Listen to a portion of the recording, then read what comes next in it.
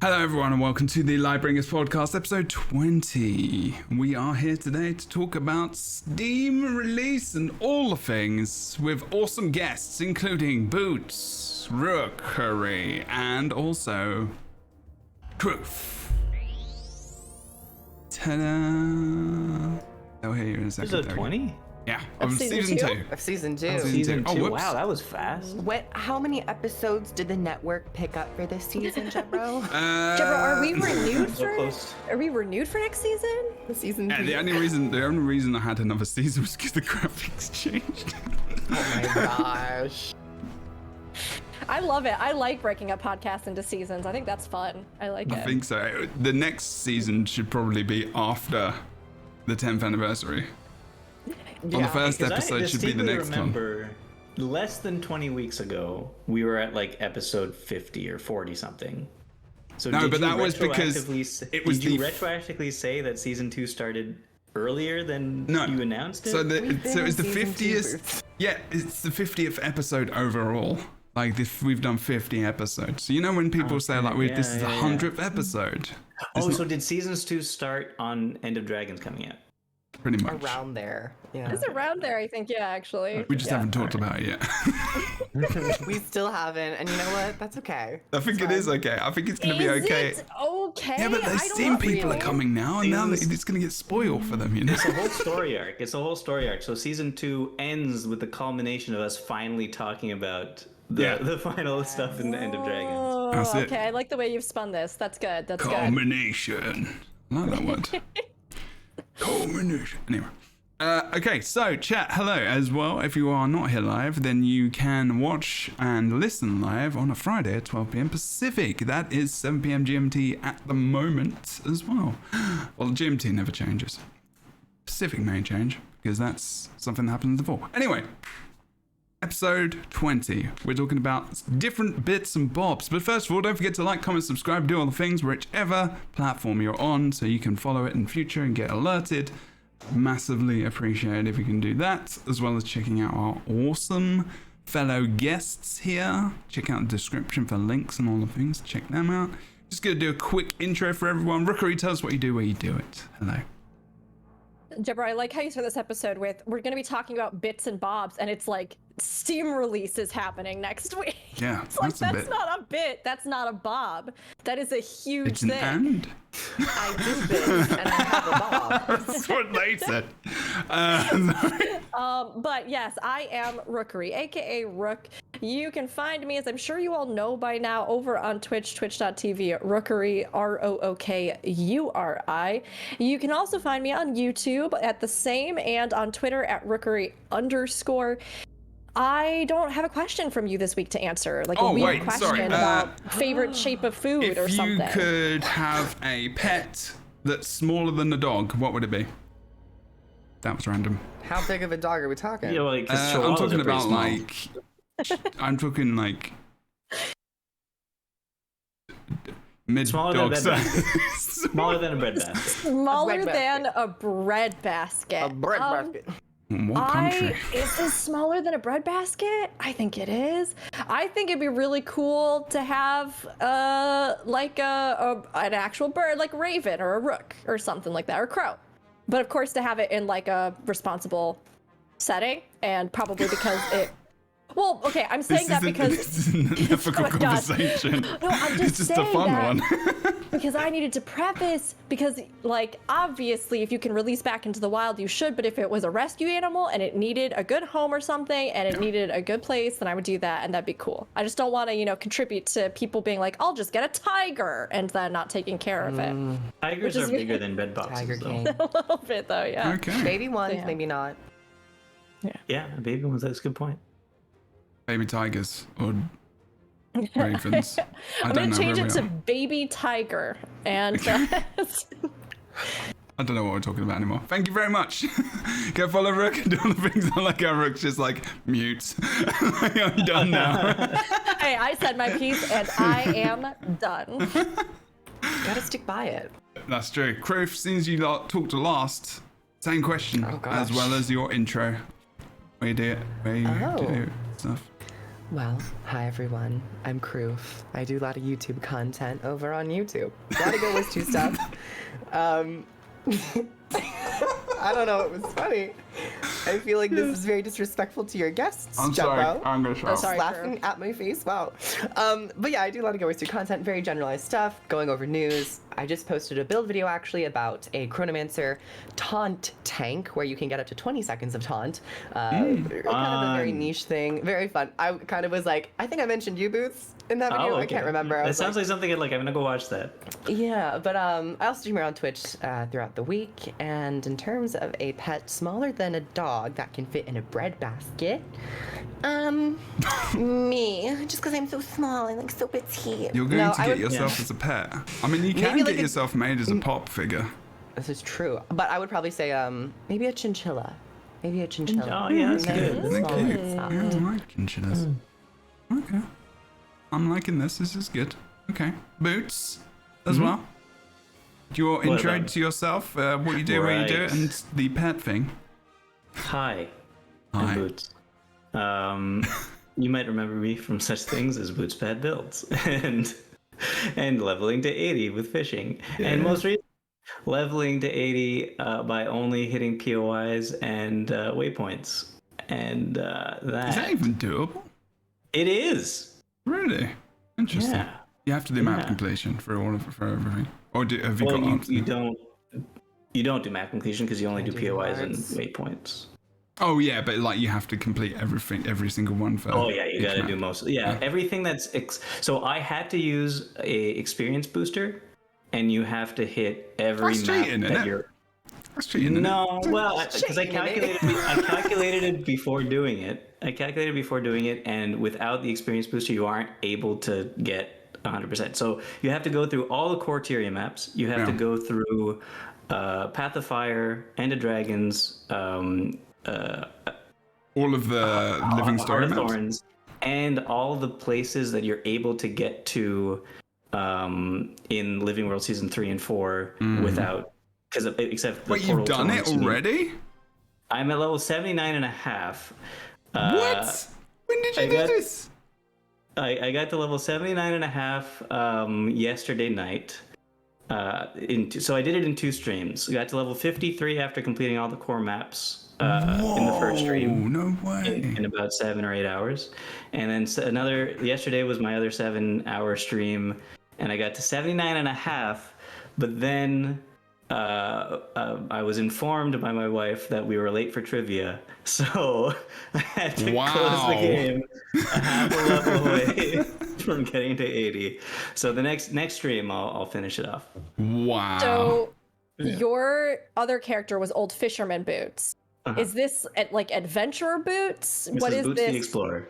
Boots the Explorer. Wow. That's his name? You didn't call him? Oh, you've called No him. copyright infringement on that one. Nope, there is no other Boots. Although, isn't Dora the Explorer's monkey named Boots or something like that? Yes, that's what I was Oh saying. boy. Whoops. I think you're okay. I think Whoopsie. they're gonna Dora be fine with it. passed the torch. Yeah. That's pretty cool. Yeah. So yeah, no, you could do it. But yeah, you need the experience booster. But I might do it again without the experience booster, because technically what you could also do instead is in the later maps, the Living Story Season 4 maps, there are the like volatile orbs that don't count as interacting with anything in the map. Because by the way, I disabled my interaction key. The F button, I deleted it. And Can you then even do vistas? can't do vistas, can't do hearts, Oh, can't do Vistas are hard experience, yeah. Vistas exactly. seem like they'd be an explorer thing. Like You you would plant your think. flag somewhere You and would look think, but out. I decided that I would disable the F button, and I had to stick to it. So only volatile orbs are the other way to get experience, and those are not a lot. They're about the same as a POI, but you don't get the boost for some reason. Like my experience booster gave 50% experience boost to POIs and waypoints. Didn't give it to the volatile magic for some reason. It was weird. Yeah. Wow, What's I that? can't spell sarcasm. I love this. Boots, I just love that in the Guild Wars 2 community, you are carving out your own special niche as the like weirdest, best, goofiest ideas. That is what I like doing. So like I think that is basically my entire channel. doing weird stuff for no reason. I and wonder I'm what your proud of life is like. That's what I want to know. What weird things do you do in life? When it's weird is not bad. It's like weird is cool, but like what weird is just different. A lot of people say different when actually there's a lot of people that do the same things as we all do. It's just that we don't know. I guess mostly. I want to know what you do in real life now. Do you like do you go out on a date with your wife and then insist on like only eating Walking on breadsticks my at Olive hands. Garden? Oh, you probably don't have Olive Garden in Canada, do you? Well, not I in moved down Canada. to the States actually, so I've been here for 5 years now, and Oh, have Wow. you been to an Olive Garden? Rook. Wait, where are you in the States? Rook has just the eastern border in the I thought you were in Carolinas. Canada. No. Rook, what, have you been Used here? to be. Rook is like, Hi, I think it's Sorry. because I keep on telling Rook she's got to go visit Montreal. you do told me to speak go to Canada. highly and frequently Because of I Canada. really think Montreal's fantastic, and I lived there my entire life, and I think it's wonderful, and you should go visit. It's okay. It's all right, Boots. You don't have to excuse it. I just, I had a Jebro moment. I know you've told me this 100 times, and I just. Wow. Blaming Do you know on Jebros me. are actually in the UK? Yeah, you know that, right? What? What? Yeah, I know. No, I do know that. Are you sure? Because now I'm not so sure. All right. I met you in Seattle, Jebro. I know you're I over could there. have come over here for the thing. I guess. All winners will be flued out. I love you all very much. You make my Fridays. That's all I'm gonna say. Okay. It's really humid in Seattle at the moment, which is where I am, and Boots in the eastern seaboard. It's also humid here. Yeah, it's warm. It's not that bad here. Oh, good for you. I like how you did that.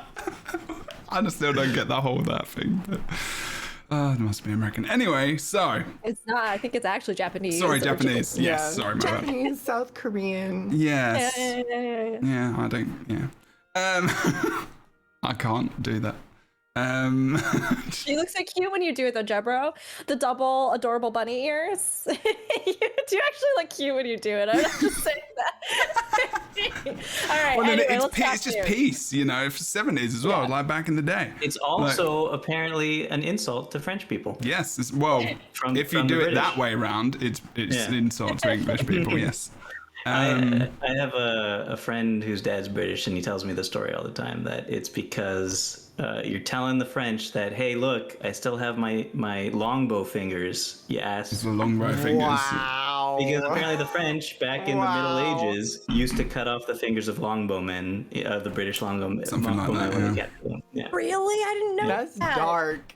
Yeah. Wow. It's Wow. interesting. It is. We've learned so much. Yeah, the English, we got loads of different ways of doing things. Unfortunately. Okay, so. That's it. Episode's done. The intro's taken about 30 minutes. That was pretty good, actually. We learned about Boots and how he likes doing weird things, which is always good. Rookery doesn't know where Boots lives, and Kroof is also here. Wow. I'm just really happy to be here today.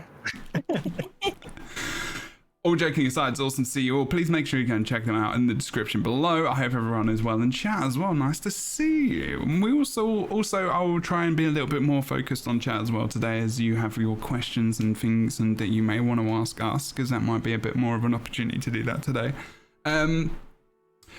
So it's big Guild Wars 2 stuff at the moment, honestly. Just a little bit. We had a big blog post which came out this past week, which was talking about a little thing called Steam. If you don't know what Steam is, and some of our viewers may What's not, Steam? Steam is a big platform where they host games that you can buy, or you can also get for free.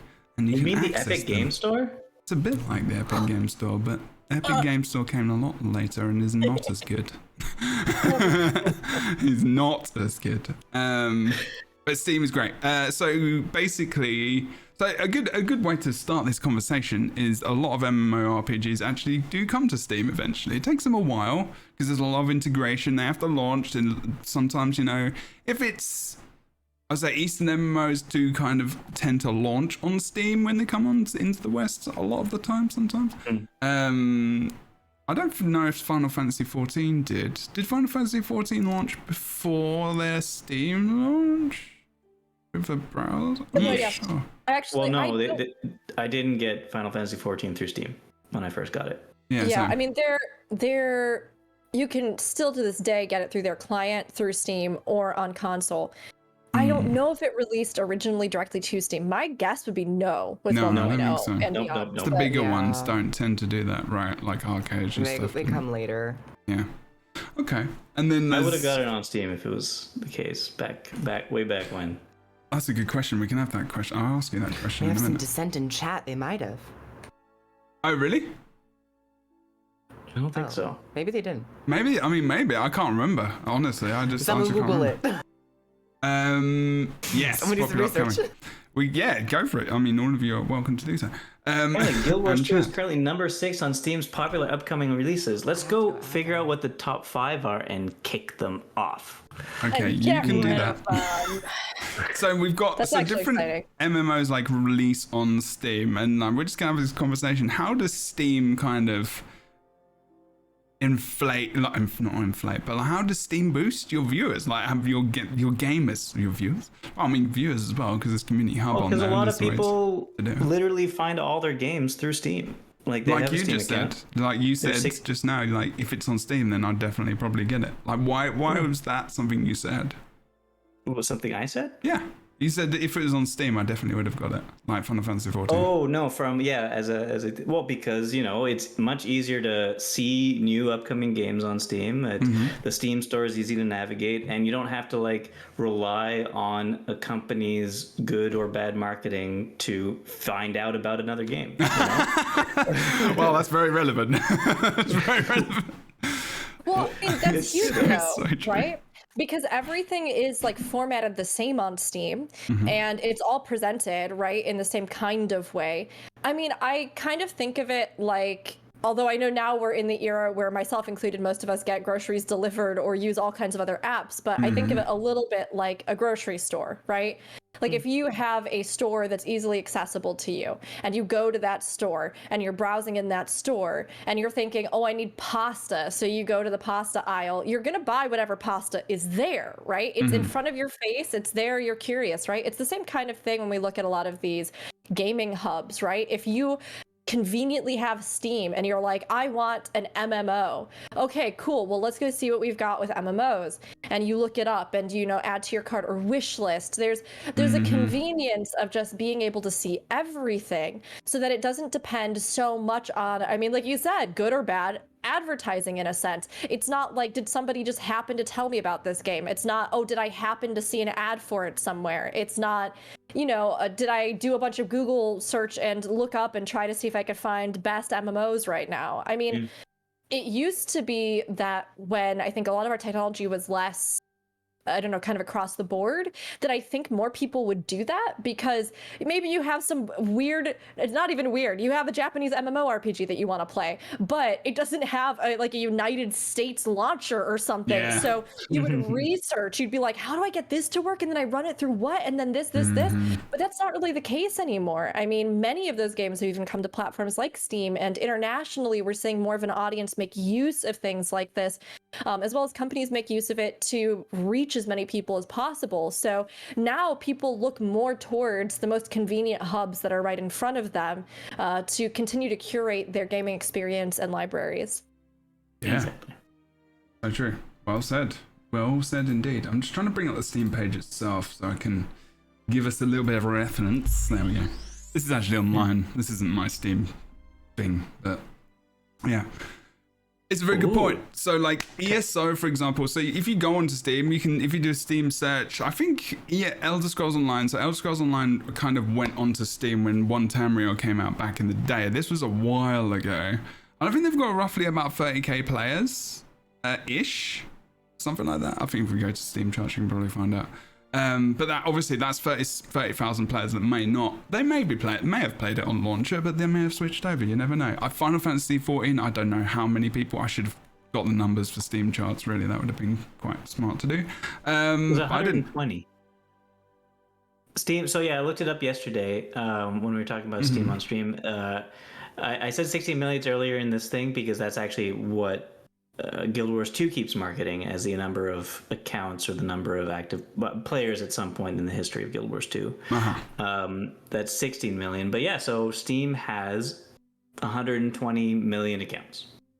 Oh yeah, we had that number. We did that a couple of weeks ago as well. Yeah, we talked about the amount of people who were on Steam and the amount of people this would be shown to. Right? Yeah. Potentially. Someone asked me how many people I think are going to join into Guild Wars 2 because of the Steam launch, and I would have to say probably out of 16 million users of Guild Wars 2, they all have Steam accounts. So probably only around 104 million people will be coming into Guild Wars 2 with the Steam launch. Like your serious face. I think honestly, perhaps not, because they are separate clients. So maybe people won't want to like lose their. Do you want to have? Maybe it's all 120. They're gonna. Yeah, no, true. that's what I'm saying. It's 120 minus 16 million. So probably only 104 million will be coming in through Steam. You're guesstimating a population increase of 104. Yeah, exactly. Okay, sounds good. Let's pray for the servers. Let's pray for the servers. Yes. Looking at the Steam page, though, I feel excited all over again. It's so exciting to just Has it see changed? A little bit. I think it has. They introduced the new trailer for Steam, and they've also updated some of the about this game section with like getting started, customize your gameplay. They've also described the difference between expansion packs and living world seasons, which is very important. So some updates here and there. Oh, Rook, what was the excitement? And thank you, Creef, as well. Rook, what was the excitement you had when you say you're all excited over again? What's that about? Can you tell us why? Other than I know why I am, but like I just want to know why you're excited. Well, it's cool to see it formatted in a way that we see so many other games advertised, right? To see like one of our games that we love in here, these trailers, these bits and pieces of the world, and to go, oh my gosh, yeah, that boss is cool. Holy cow, Zaitan does look epic. And that fight, with the lava and all this stuff. I mean, it almost in a fresh way recontextualizes the way that we even see the game, because we play it all the time. We get used to the landscapes, even if we do still appreciate and love them. But to think that so many fresh eyes are going to be on this, and that they could come across it and discover it and think, wow, that world looks so unique. There's that steampunk stuff. There's this high fantasy stuff. I can play as a cat person. I mean, it makes me almost step outside of myself for a second and think, oh, how cool would it have been if I had never heard about Guild Wars 2 and I was looking at this page and just happened to come across it. Those were the kind of thoughts I'd be having, I'm jealous, actually. I'm very jealous. Like, I missed that. That initial walk into Terraria was like over 10 years ago. Like it was the beta weekends, like it was so long ago, and we were all so excited in our guild and our community, and we were playing World v World and we loved it so much. And it was just like, this world is great. I made one of my first YouTube proper videos was just like a coverage of the beta weekends, and I was playing a Char Ranger out of anything. So weird. I was just like, it just looked cool. I was like going for something I never play. Like I hate pet classes, and also like I don't hate them, but I dislike them quite a lot. And even though I'm an engineer, and Mechanist is great. But like, I get that. Like standing outside yourself and like thinking, what would it be like to step in now?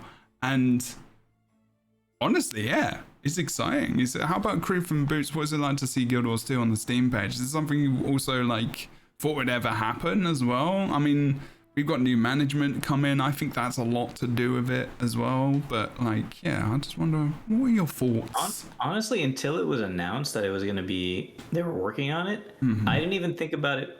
I didn't even think it was like something that they were going to do. Okay. But yeah, now it's coming to fruition. It just makes sense. It's a really good idea. And the one thing Guild Wars 2 needs is an influx of players. And this hopefully will be able to achieve that. It's interesting to say that, but like End of Dragon, like, haven't they had some of their biggest population spikes with End of Dragons now as well? So in fact, it's worth noting that. Points. I think True. Boots, I almost take what you said, right? I think you could read that as like the game. Somebody who's just listening could read that as, the game's dying and they Yeah, No, definitely. I just mean that there's But- certain game modes, like PvP, for example. PvP needs more players. It needs 7 more to be good. Yeah, but the normal open world PvE, flourishing. Yeah, it's great. Everybody, it's It really great. is. People are doing strikes more. People are doing raids a little bit more. Obviously, it'd be nice to have some more people doing that as well. But PvP needs more players. World versus World, they're doing all these betas. World versus World also needs more players in order for alliances to succeed in the future. And the game is vibrant and alive, but it's always better with more players. And I just think Steam is a good way to do that. And I mean, we've talked a lot in the past about the fact that this game has so much to offer, especially at the value that you get from this. I mean, it's just unbelievable. There's so much. And the fact that we, literally just had one of the best expansions ever. And like you were saying, we've had some big population spikes. We've had so many people coming back, new players joining in the game. And we've seen a lot of, direction towards these releases and going back doing Living Season 1, the new player experience touch-ups, even looking ahead to the future of stuff like implementing things for World versus World to pave the way further and future for that game to continue to flourish. Additional stuff like PvP, I really am hoping they will, look at, because with any game that's at this age, you come upon the point where, you have to start updating various things. And with some of the game modes, I think bits and pieces of those maybe need a little bit of an update more than others. We've seen the exact same thing in Final Fantasy XIV. They've overhauled PvP, they've overhauled, So this is a good time to be doing those things, but I can't think of a better game that honestly would just benefit from more people trying it, simply trying it, because for so long, so many people didn't even know that Guild Wars 2 existed or was really an option because it has always done things a little bit differently, a little bit on the outskirts. And, if you got into the game, that was incredible. And so many people have stuck with the game and loved it. But when you look at a lot of these other huge companies that just had bigger reach, had stuff like Blizzard, Square Enix, all these things behind them, Guild Wars 2 wasn't always being talked about as much as the others. But I think if it is on stuff like Steam, if we keep seeing this type of content and these changes and this forward thinking, and the story's amazing, the game is amazing, right? I think it will benefit so much from having more people even just setting foot in Tyria and going, oh, whoa, so this is Guild Wars 2, And looking back at the history of Guild Wars 2, this is probably the, I would say, second best time to launch it on Steam. The first best time probably would have been like Heart of Thorns, just because the energy, the hype with the first expansion was like something that I don't think we've really hit the same level, but End of Dragons is absolutely fantastic. This is like the best time to introduce more people to the game, and for people who might have tried it out in the past to come back and see what's been updated. And hopefully we continue to see more improvements for the early game experience, certain systems as they've mentioned, but they've been hard at work at doing some really great updates, especially to world bosses, making it more cinematic and trying to match that current content quality. That's an important thing. That's a really important note. I think improvements just generally, there's a lot of, with some improvements, there have been some bugs which people have been coming across. I've Noxie on Twitter talked about yesterday as one thing they mentioned, low level live events that are kind of just bugged and sitting where they are. And I've had that experience as well whilst doing the map completion in lower zones, and I'm like, I wonder what this is going to be like for new players, and if this is going to be something which hopefully it's going to be like I think that's one of those things that gets bugs like that in lower level zones, I think gets overlooked these days because developers were concentrating on, making new stuff for people. But now, if there's such an influx of people coming to Steam, then it's something that's going to have a look at. The devs are going to go back and be like, if there's bug reports about this and there's a lot of people experiencing it now, they're probably going to fix it. They're still here though, like the week before. And that's because people aren't experiencing it right now. They're getting some bug reports, but they don't think if there's a high issue yet. Yes, but as new players come in and experience It and will submit be, bug though. reports, Yeah. We'll that get more probably will. patches, more hotfix Yeah. patches throughout the week. I mean, of course But- we wouldn't want those to be there, you know. Yeah, but obviously. There's a lot of things that I think we all discussed already, like a lot of things that we would have wanted to have come before it got released on Steam. Yeah. Well, I mean, yeah. that's part of the conversation as well. Like, is it in a place where? Well, I will ask you those questions in a bit, actually. But looking at the Steam site itself, it's actually very good. Like, I think this is a good. I think one thing, the launcher is good at like directing you to poster times, but like, there's a lot of information here. So, for example, there's the community hub, which is going to open up when the game comes out. If you click on there, you're going to be able to see people like content creators. You're going to be able to see like discussion boards, all that kind of stuff. I didn't know that. Yeah, that's Get into it. How long have Wait you a had second, Steam Steam for? has like community hubs? Yep. For games, you can post stuff on there. You can stream on there as well. yeah, they you do. can get invited into stream on there. I'm surprised that they haven't actually done that. There might be something like that.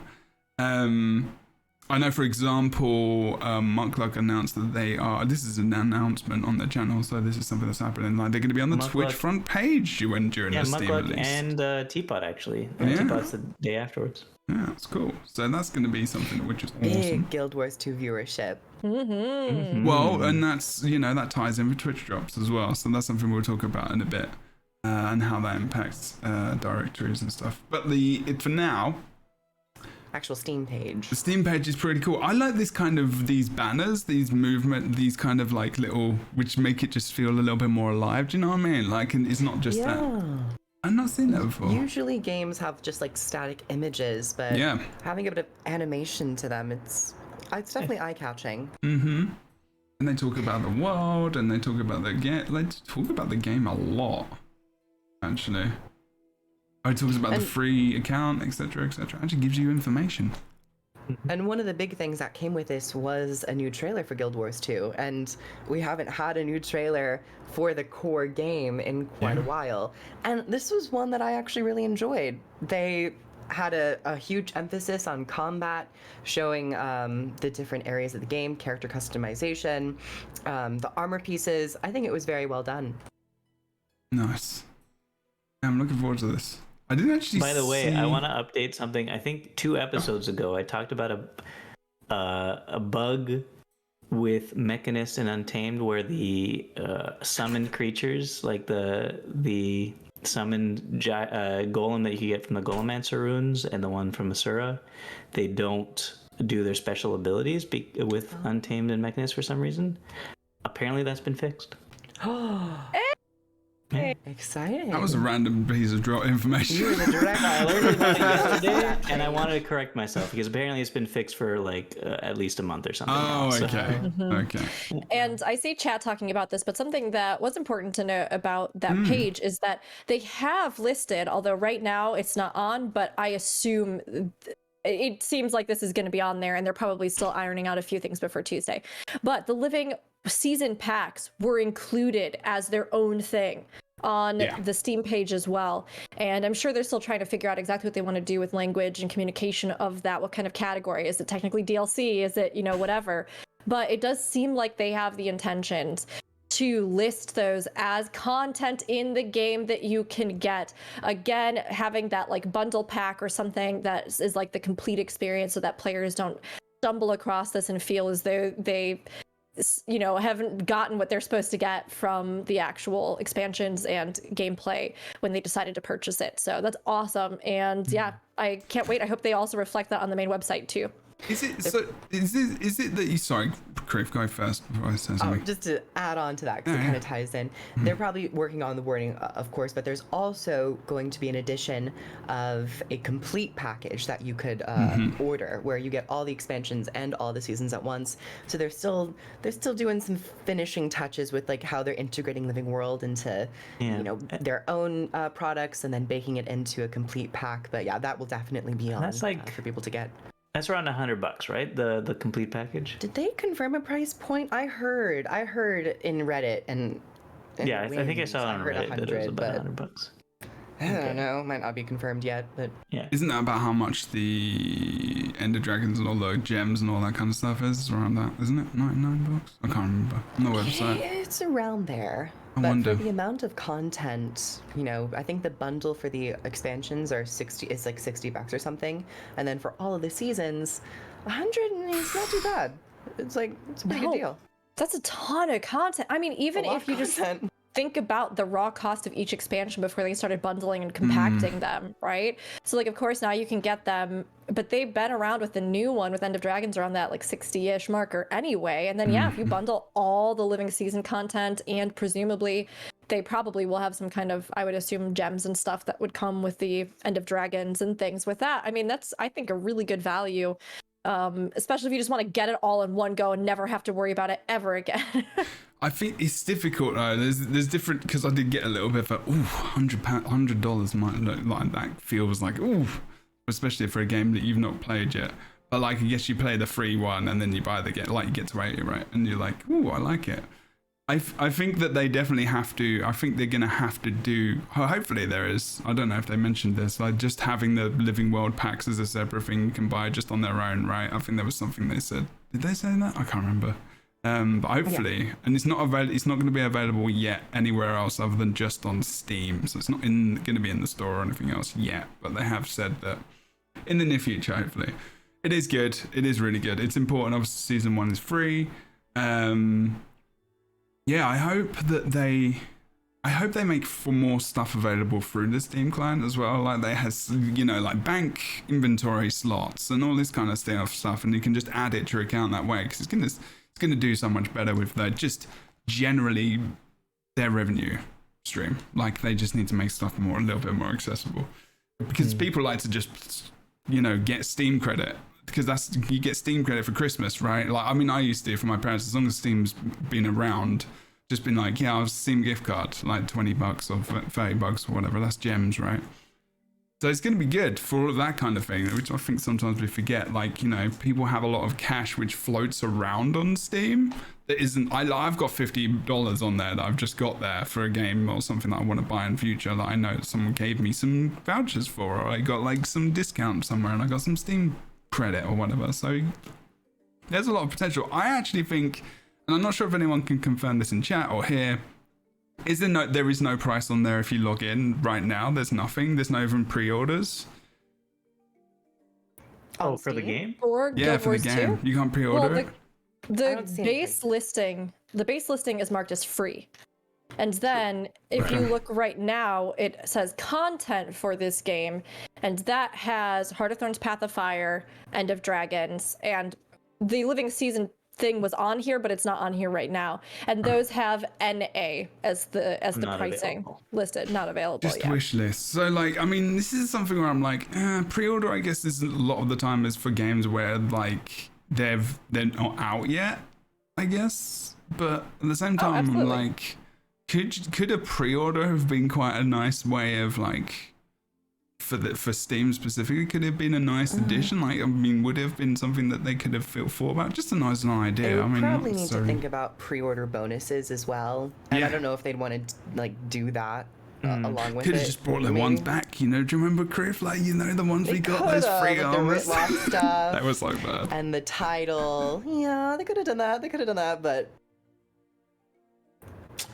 I mean, normally in every single situation I think I've almost ever seen, maybe if you remember at the Arcade launch, when they eventually put it through, that might have had a pre-order. But typically in any other thing that I've seen, if the game is already accessible and playable, I've not seen like a pre-order. And I mean, wish listing Steam titles, for anyone who doesn't know, is actually very, very, very, very helpful to game studios as well. Something about Steam metrics and or the way that they look at things like that. A lot of times indie companies now will even say, please wishlist this. This directly affects, you know, a lot of things for us on the platform. So I would always recommend, I wishlisted it myself on Steam, even though I already have the launcher. I mean, wishlist it, toss it on there. That's, I think at this time, about as good as pre-ordering it in a sense.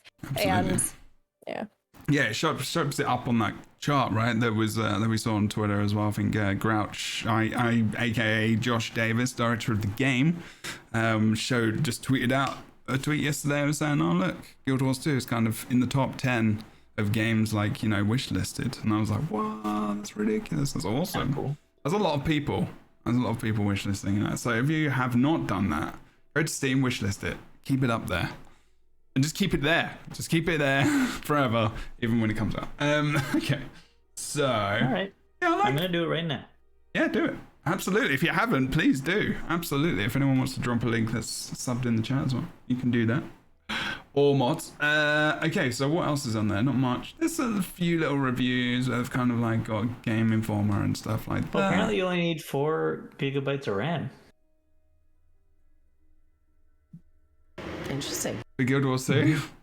Yeah. I mean, most Which people I think probably. is lower than what they say on the other websites. At Is least I that heard.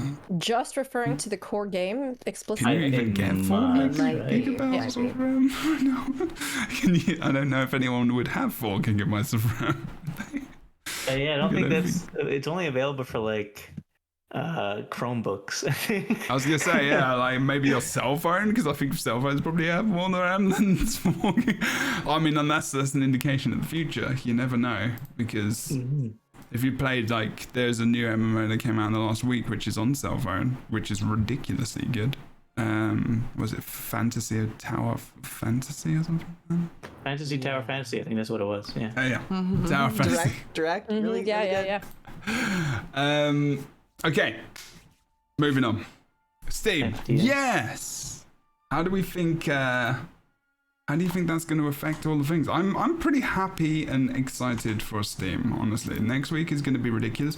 One thing I did think was, is it ready? Is Guild Wars 2 ready? Now this is going to be a conversation. I saw Recruit's face. Yeah. I was like, this is okay to. This is us being having respectful, critical conversation. I have my own thoughts about this as well. I will start the thought as I don't think it's ready, but I don't. When will it be ready? Is another thing, you know. Yeah. When is a thing ready? But just opening it up, you know, and I to a degree, I'm kind of half. I'm kind of like, yeah, just do it. It's the best time. 10 years, boom, easy peasy. Makes sense.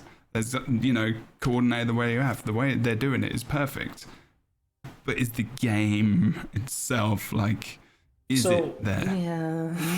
So But, wow, The you both game got the is same 10 years face. Did you talk about this before? the game is 10 years old, Yes. and it is in the best place it's been in those 10 years.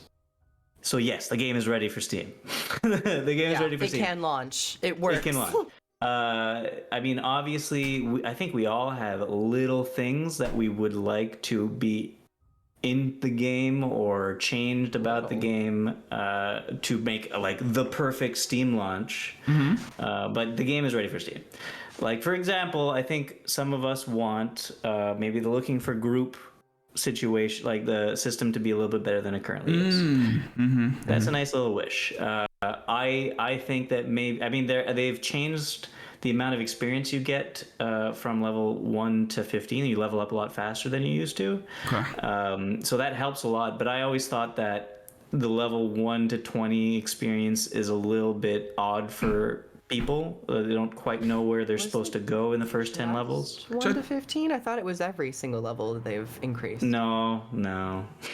At least not at what I experienced while leveling through POIs. It's and so break weird you points. say that though, Boots, because I've been watching some videos of people who have just started Guild Wars 2 and they love the leveling up experience. Like from 1 to like 20 or so. Yeah, I think that it's amazing. I recently watched one from Rage something or other. What was the title of that one? Do you remember? I forget. But she was a MMO veteran. She came from Guild Wars Rage 2. Darling. Rage Darling. Yeah, she came from Guild Wars 2 Oh, for yes. 14 years. And so she, as an MMO veteran, loved the leveling experience. Nice. Okay. But I don't think all Steam users are going to be necessarily MMO veterans. And I think that although Guild Wars 2 has a very fantastic take on the leveling experience, and they're going to be able to win over a lot of people with it, I think that some people, when they first get into the game after the introductory tutorial instance, won't really know where to go or what to do. Even though there are some things telling you what you should do, it'll still be tough for some people. Possibly for storyline, for example. Like I'm talking about just having to get to level 10 to do your next story instance that's the disconnection we've talked about. I think that's the disconnection that I think is there. Is it going to be a big deal? I don't know, because they reduce the amount of experience you need to get to level 10, so it's going to be a lot faster to get to level 10. So it might be okay. What else? Well, there was a few other things we were talking about before that we wanted before the Steam release. Oh, well, World versus World alliances would have been nice, but, but I don't think that's going to happen. Yeah. I think Grief probably has some stuff. Well, if anyone ever asked me, I would say that Guild Wars 2 will never be ready for Steam because there's always going to be something for me to criticize and find and be like, what? So ultimately, I've settled on the idea that there comes a time where you have to just release something. You can't just be in this perpetual cycle of polishing. And but that being said, I think that there weren't just little things that needed to be improved. Like, I think there were maybe a couple bigger picture items that needed to be improved on, like the LFG. I don't think the LFG is a small feature. I think currently it is a small feature, but it needs to be something that is bigger and more player friendly and more usable and more interactable. Is that something that people are used to, Griff, coming from other MMORPGs? I mean, I've been playing a lot of 14 recently, and like Heavensward, and their duty finder, their LFG, is absolutely fantastic. My headphones are slipping. It's absolutely fantastic. It allows me to interact with the game on a basis where I can go about doing quests while also entering dungeons and leveling, and it creates a very organic experience. Granted, 14's leveling is a little bit slower, I felt, but it's a pillar of most MMOs. So I would have loved to have seen them give attention to that. And what Boots also said, I believe to be a huge issue for me, which is that story level disparity where you have to reach certain milestones. Because this Steam release, I would have liked, ultimately, if you tried Guild Wars 2 before and you didn't like it, and then you try it again, you're probably going to fall off because not many things have been changed. Now, if you've never tried Guild Wars 2 before and are coming to Steam, you might be very pleasantly surprised and be like, oh, I click with it. But for that group of people who know Guild Wars 2 and have tried it and are maybe going to try it again, I'm a little worried that there are still some elements like the LFG, the story, tutorialization, that is lacking. And I would have liked to see those be updated just slightly. But ultimately, once again, you got to release it. There comes a point where you have to continue and keep going. Some of the things that we wanted to be done beforehand, like War vs. World alliances, for example, obviously I want that to be done before Steam release, but at the same time, it's kind of a chicken and egg situation. For World vs. World alliances to be successful, you might need the influx of players from Steam to make it possible. To make the amount of guilds participating in World vs. World alliances make it work. They said they didn't have enough guilds. I thought they had enough. I think they were always going to have enough people.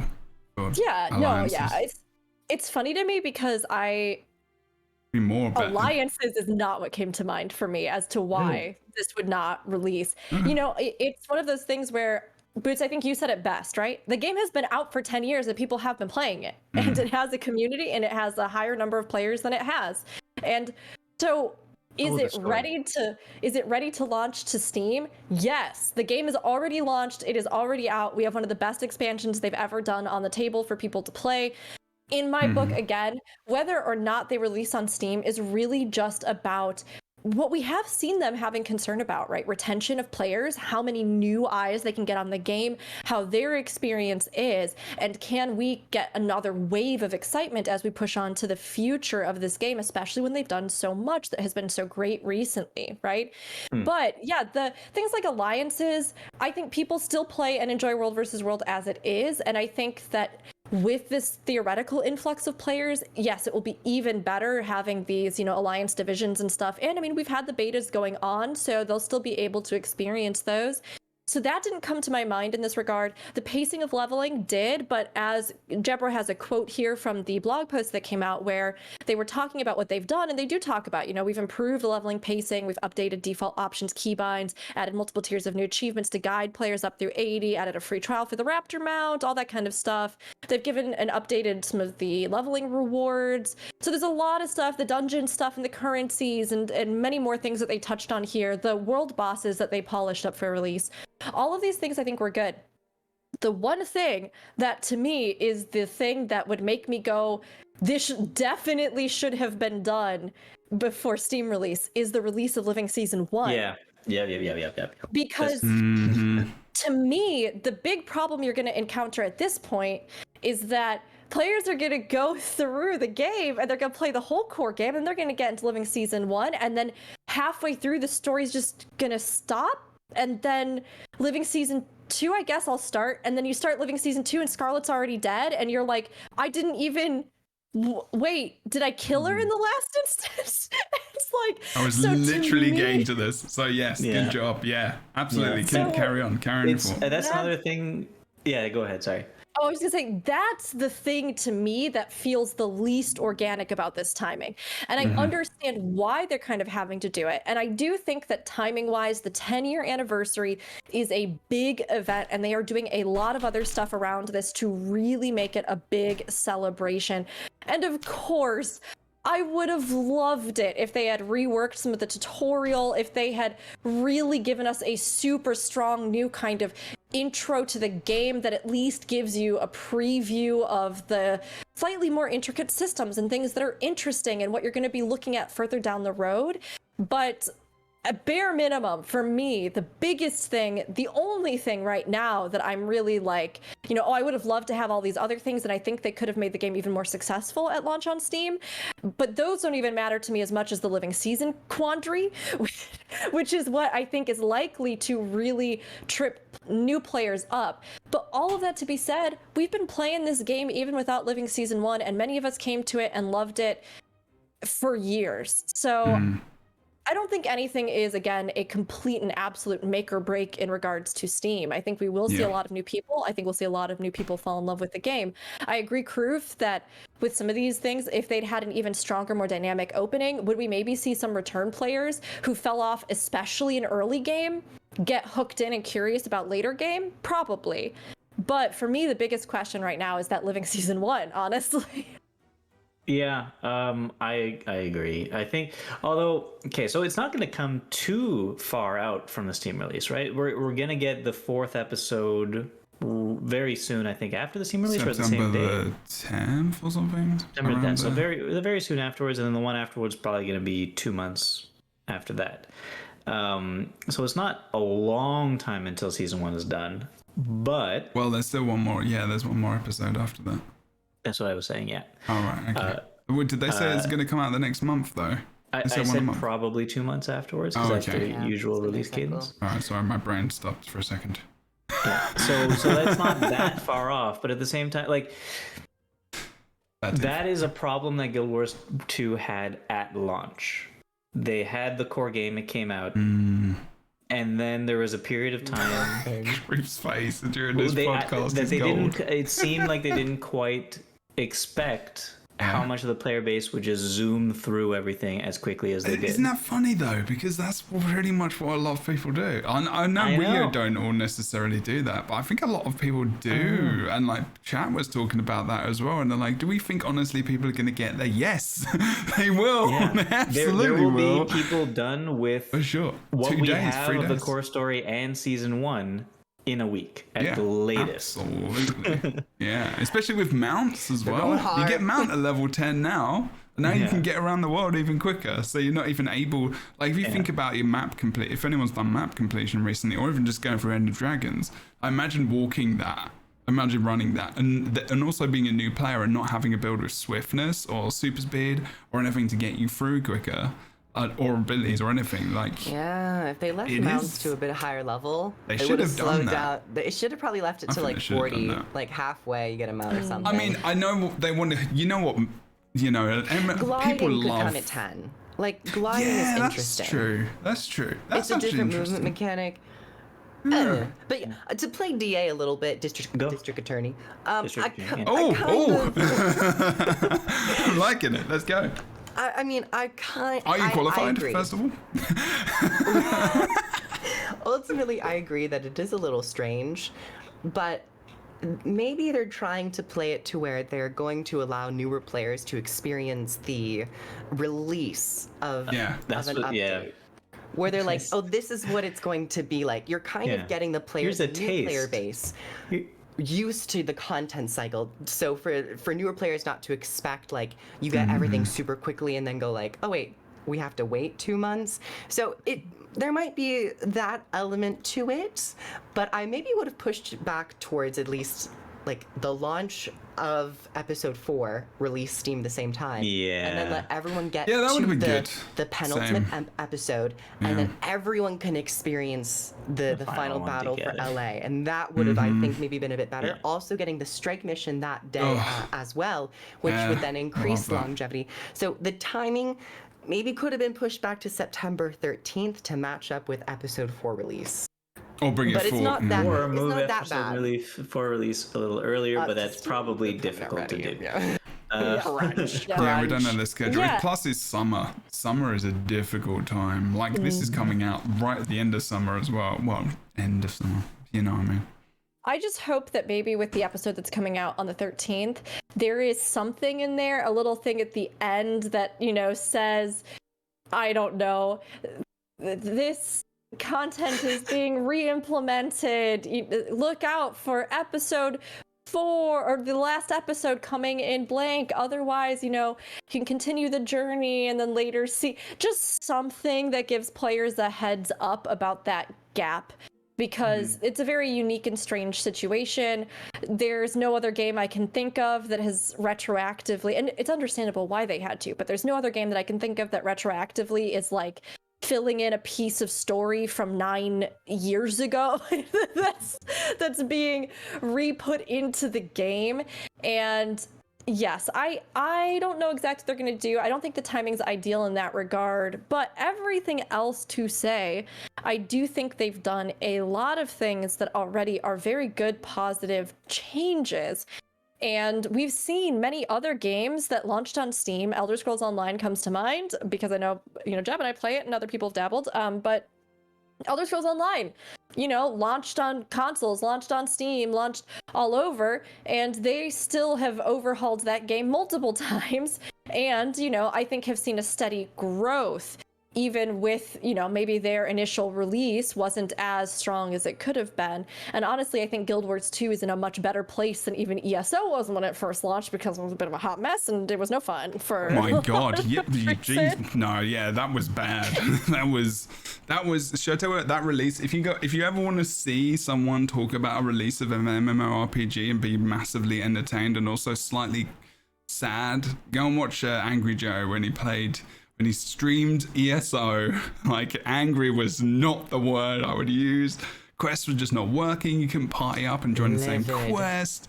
It was going absolutely ape. Like, unless you like pre-ordered the game, you couldn't get a mount until like much later. So everyone's running around Cyrodiil, which is World v World with mounts, and he couldn't because he didn't have the pre-order and it wasn't available anymore or something like that. It was just an absolute mess. But, you know, I mean, Final Fantasy XIV did literally restart the whole thing and just blow the world up and restart the game. So, and look where they are now. Like, Final Fantasy XIV, biggest MMORPG out there, right? I mean, I think it's beating WoW now, isn't it? I think on subs, I think it is beating. I think WoW kind of came back up a little bit. Yeah, because they've got Lich King coming out soon and all that kind of stuff. Yeah. I see Obi in the chat saying, do we think players who had rushed through the game would actually be interested enough in the story to care that season 1, episode 4 to 5 isn't there? And yes, I agree with Jebro. I think so. The true nature of our nature. We're gonna tally whose side. I'm kind of on Obi's side. Well, whose side are you on? this is the thing. The true nature of games and media in our current world is mass intensive consumption.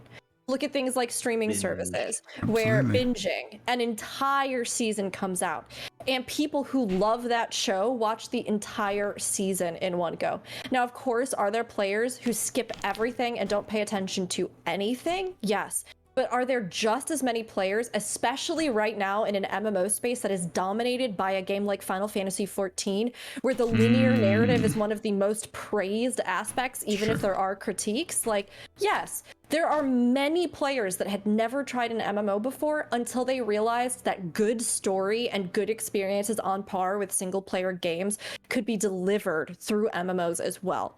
So, absolutely, there will be people who crunch this game at release and they love it and they keep hitting the next quest and they want to see the story, and they will appreciate that story and drive through it so fast. It does not take that long to get through the core game.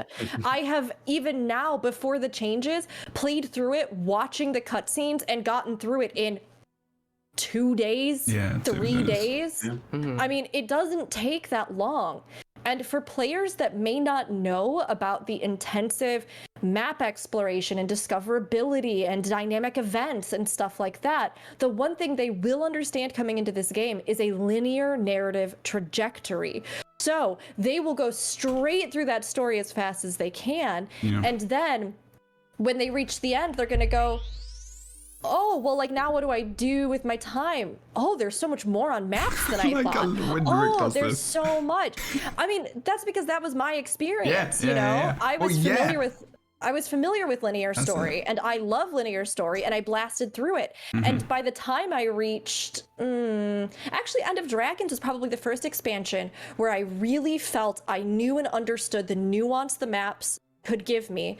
And I, between every single quest, I was on a new map, I explored everything. I was on the new thing, I did everything.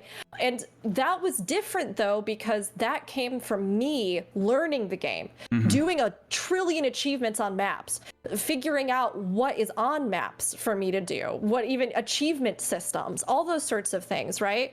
But as it is, yes, players will go through this story at a fast pace, and that could either mean that they are skipping it or that they genuinely love story so much that that is what they wanted to consume first. So I don't think that diminishing how quickly someone goes through the game, especially when they're a first-time player, to me, it kind of comes across as, well, you didn't enjoy the game right. And I hate that. And I mean, they may have loved it. They just don't know yet everything in the game, right? They didn't But the spend question hours. is, though, so I agree with you. The question is, though, in either case, whether it's somebody who goes through the story really quickly and doesn't really pay attention that much and gets to the point where you hit the end of season 4, you're not there yet, you have to wait 2 months. Or if you have been paying attention to the story and you have to wait 2 months, what will both of those players do? That's a good when question. they have to wait 2 months? That's where I'm kind of sitting, because the Guild Wars 2 story is good, but it doesn't really start to kind of hook people, I think, until season 2. So you can get through the story very quickly, but once you reach that end, that's why I would have preferred to see the finale of season 1 come, because there will be that very common pipeline of, okay, let me do dungeons or let me do a raid. But as it is right now, we don't have a strike mission for free-to-play players, or for the core of Guild Wars 2. We do have the fractal system, though it's a little it's probably not the most, easy to get into, with the agony resistance coming in very quickly, even at tier 1. And dungeons aren't either. Dungeons could definitely be better, because you can't just queue into a dungeon and get teleported to it. I mean, the best time to do dungeons is going to be next week, ever, in the game. Other than launch, it will be amazing, because actually you're going to find that the actual experience is going to be completely renewed, because new players, there's going to be that consistent. It's actually pretty smart, actually, thinking about it. If you think about, and when they redid the currency, right? So those LFG groups, shall I tell you what? One Well, I'm going to give people ideas for content they can do, but that's probably going to be one of my shorts as one of the ideas. LFG Guild Wars 2 video. Some like those videos going to be out there. That's going to be one of the most important things that people are going to be like. MMORPG dungeons is one of the main things we all expect from an MMORPG, right? Does anyone disagree with that? No, that's true. Yeah. But that's why, like, aside from the story content, I would have appreciated to see a couple strike missions throughout season 1 rather than just at the end, because there are fractals. There are fractals, but the Agni resistance I feel like is a little bit of a headache for people to get through, and something that I actually really struggled with until my friend just gave me the AR so I could get to tier 4, because I wanted to do hard content, but it's a very long grind. So people will literally be back in what feels like a 2013 scenario where you kind of get to the end and you're like, okay, what now? If they are a free-to-play player.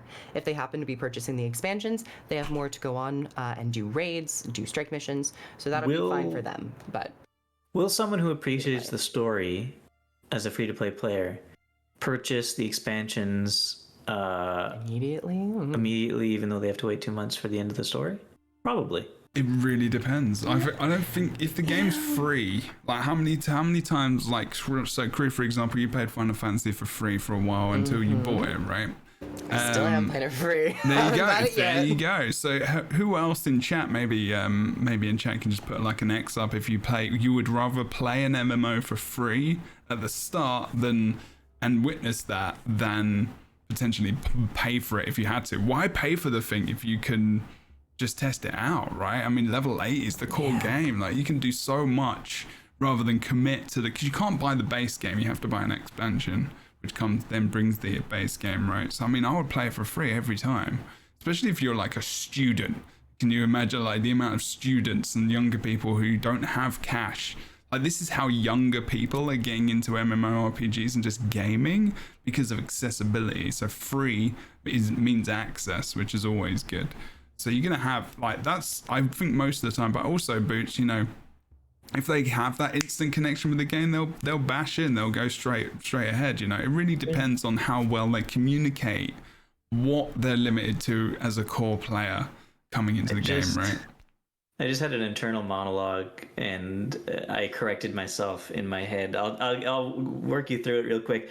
The devil's advocate thing that you said, Kroof, where it'll give new players a taste of the release schedule of how waiting for things to come out. Then I was just thinking that, but for free-to-play players, wouldn't it give them a false sense of things getting added for them specifically into the game going forward?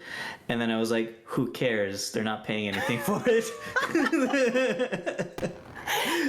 They're not paying any money. Why? Sure, it's a one-time deal that you're getting things in 2 months. And eventually everything that's coming out is going to be, if you paid for the expansions, deal with it. There's nothing. Thank you for taking us on that journey, Boots. Yeah, that was a wild ride. I felt there right with you. I was walking that trail with you. If you think about you know, just how even if half the people who play the game don't play the game and they drop off, immediately those people being in the front zones, the first zones of Guild Wars 2, and then leveling up, it's gonna trickle out as people get bored, because people just do. Like, there's just gonna be people who get bored. They're wrong. But like, I'm just saying, like, it increases like the population of maps, it increases everything. So new players coming in are always gonna see new people coming in. Like, they're always gonna see those maps populated with people. So even if people get bored and they get it for free, it's only a good thing for his team, right? It's always good. It's only going to ever be a good thing. Like, the maps are going to be more full. There's always going to be people coming in. There's still MMOs for free that I play on Steam that are awful. I will just literally run through for a bit because I'm bored. And I'm like, oh God, I remember this thing from like 7 or 8 years ago. It was so rubbish. I wonder if I can just pop into this thing again because it's easy accessible, because it's Steam. I can just go boom, boom, boom. And you can come back to it any time as well. So I don't know. Yeah. I just wonder if this will be a big issue, because if you get to 80 and play through all the story, there is a lot for you to do. You know, player expectations and wants of strike missions would be great, but there's a lot to do when you reach level 80, and if you reached level 80 and did all the story, I imagine you enjoy Guild Wars 2 to some extent by that point. So I don't know if this will be like the straw that breaks the camel's back, where they're like, oh, I have to wait a month for content, and then I have to wait another 2 months until the next episode. It can be frustrating, though. Yeah. But then don't they realize that there's 3 expansions that they could just get? Well, that's the thing. That is true.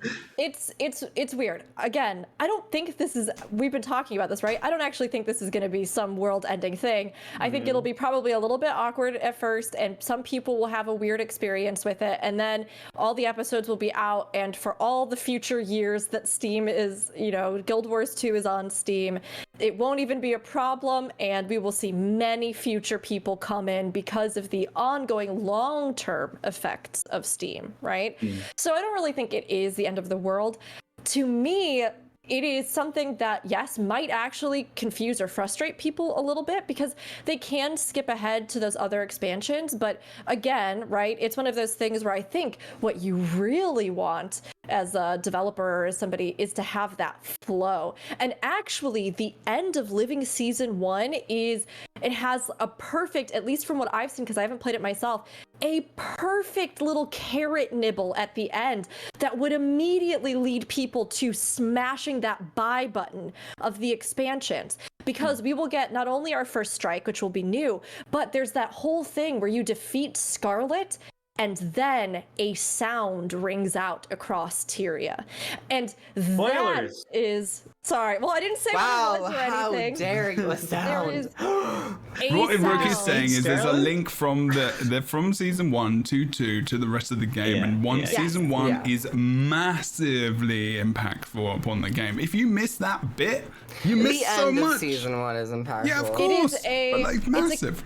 cliffhanger that would be the perfect organic spot that as players play through everything that's free and they get there and the sound hits, they do that first strike, they can explore the maps, bam, I'm gonna buy those expansions because I want to know what And then you happens. get a pop-up that says, purchase the Living World the content today. world content, and yes. Continue the story. Yes. I like the way So- you think, Rook. So I think it's unfortunate in that sense because I don't think it will destroy everything. And especially if they communicate to players, hey, there's a gap here or something so that people know what's happening, feel free to continue on and to know that the rest will come out at blank. I don't think it'll be a huge issue, but I do think it would be the perfect dangle carrot to really drive sales on this right off the bat. Now, all of that to be said, dangle carrot, you That's just dangle also the what- carrot. Yeah, that's okay. Yeah. I was thinking of something else. That's fine. What are you thinking about dangling? Dangle carrot. Oh, Anyway, okay. But all of this to say, I mean, if anybody else wants to specifically talk about this, absolutely, please continue. But I just wanted to say that we haven't even yet touched on, I think, some of the other reasons that Steam release are so big, which is that we talked about how the popularity of Steam is something that's important. And that, people can see it and everybody shop there. They all shop in their one hub and stuff like that. But Steam also just offers these great avenues for things like accessibility or other ongoing support outside of just what ArenaNet can do. And I was already pitching this on my stream nonstop this morning, but Glenn on Hell just recently made a controller guide about how to use the Steam controller mapping to play Guild Wars 2 with controller. And so you can technically right now as well for anybody who, because I think Jebro will probably get to this in a second, with some of these little stipulations for Steam release, like not being able to use the same accounts and what that means and stuff like that, right? But whether or not you choose to get the game on Steam, you can even port in right now Guild Wars 2 as a non-Steam game into your Steam library. And with that, you can use stuff like the controller mapping to access and play the game. And for those players who do organically do this through Steam, again, right, here's an avenue to something that isn't console specific support quite yet, but that gives you some flexibility with things like controllers. It opens up these new doors, new eyes get on the game. So again, I think as far as the future of the game, story stuff aside, this is a good time. We have had a phenomenal last expansion, and I think there's a lot to look forward to, and they want to roll people into that momentum of the game. Of course, yeah, there's a few things I would like to be adjusted here or there, and I think the story thing is going to be a little weird, but I think again that'll be pretty fleeting given the greater benefit of Steam release as a whole. Steam when you Deck think as about well. it, WoW, the highest number of subscribers for WoW ever was 28 million. Steam numbers 120 million. So like it's significant. It's going to be significant. Going back to this random number. And 104 million of them are going to be joining Guild Wars 2. But I would like to really quickly, a long time ago, before the discussion about the story, I brought up in a galaxy far away. I brought up the world versus world alliances as a possible issue, and I just like to try to explain a little bit more. Besides the fact that I would like the population to be higher in world versus world for it to succeed. Also, just a little. It's not a big deal. It's a little thing. Servers. Currently, our servers are still existing. Yeah, it's confusing. Only for Guild Wars 2. So it's going to be a little confusing for new players when they have to join a server for World versus World specifically, and then that changes 3 months after they join the servers. They'll think like, it's a little weird that because they're probably just going to delete servers when World vs. World Alliances comes out of beta, right? They should probably have. Well, they need. It's not going to matter, essentially, in the end. It's not going to really matter. It's just a little confusing to have to join a server when you first play the game, and it doesn't actually mean anything. There is that question. At least there is that question, that's true. Later on, when they do another beta, I assume, people will key into the fact that they are changing the system, and they'll be able to experience it like firsthand, like the way it was originally done with the servers versus like the actual team-based, see if they like one or it is a little strange.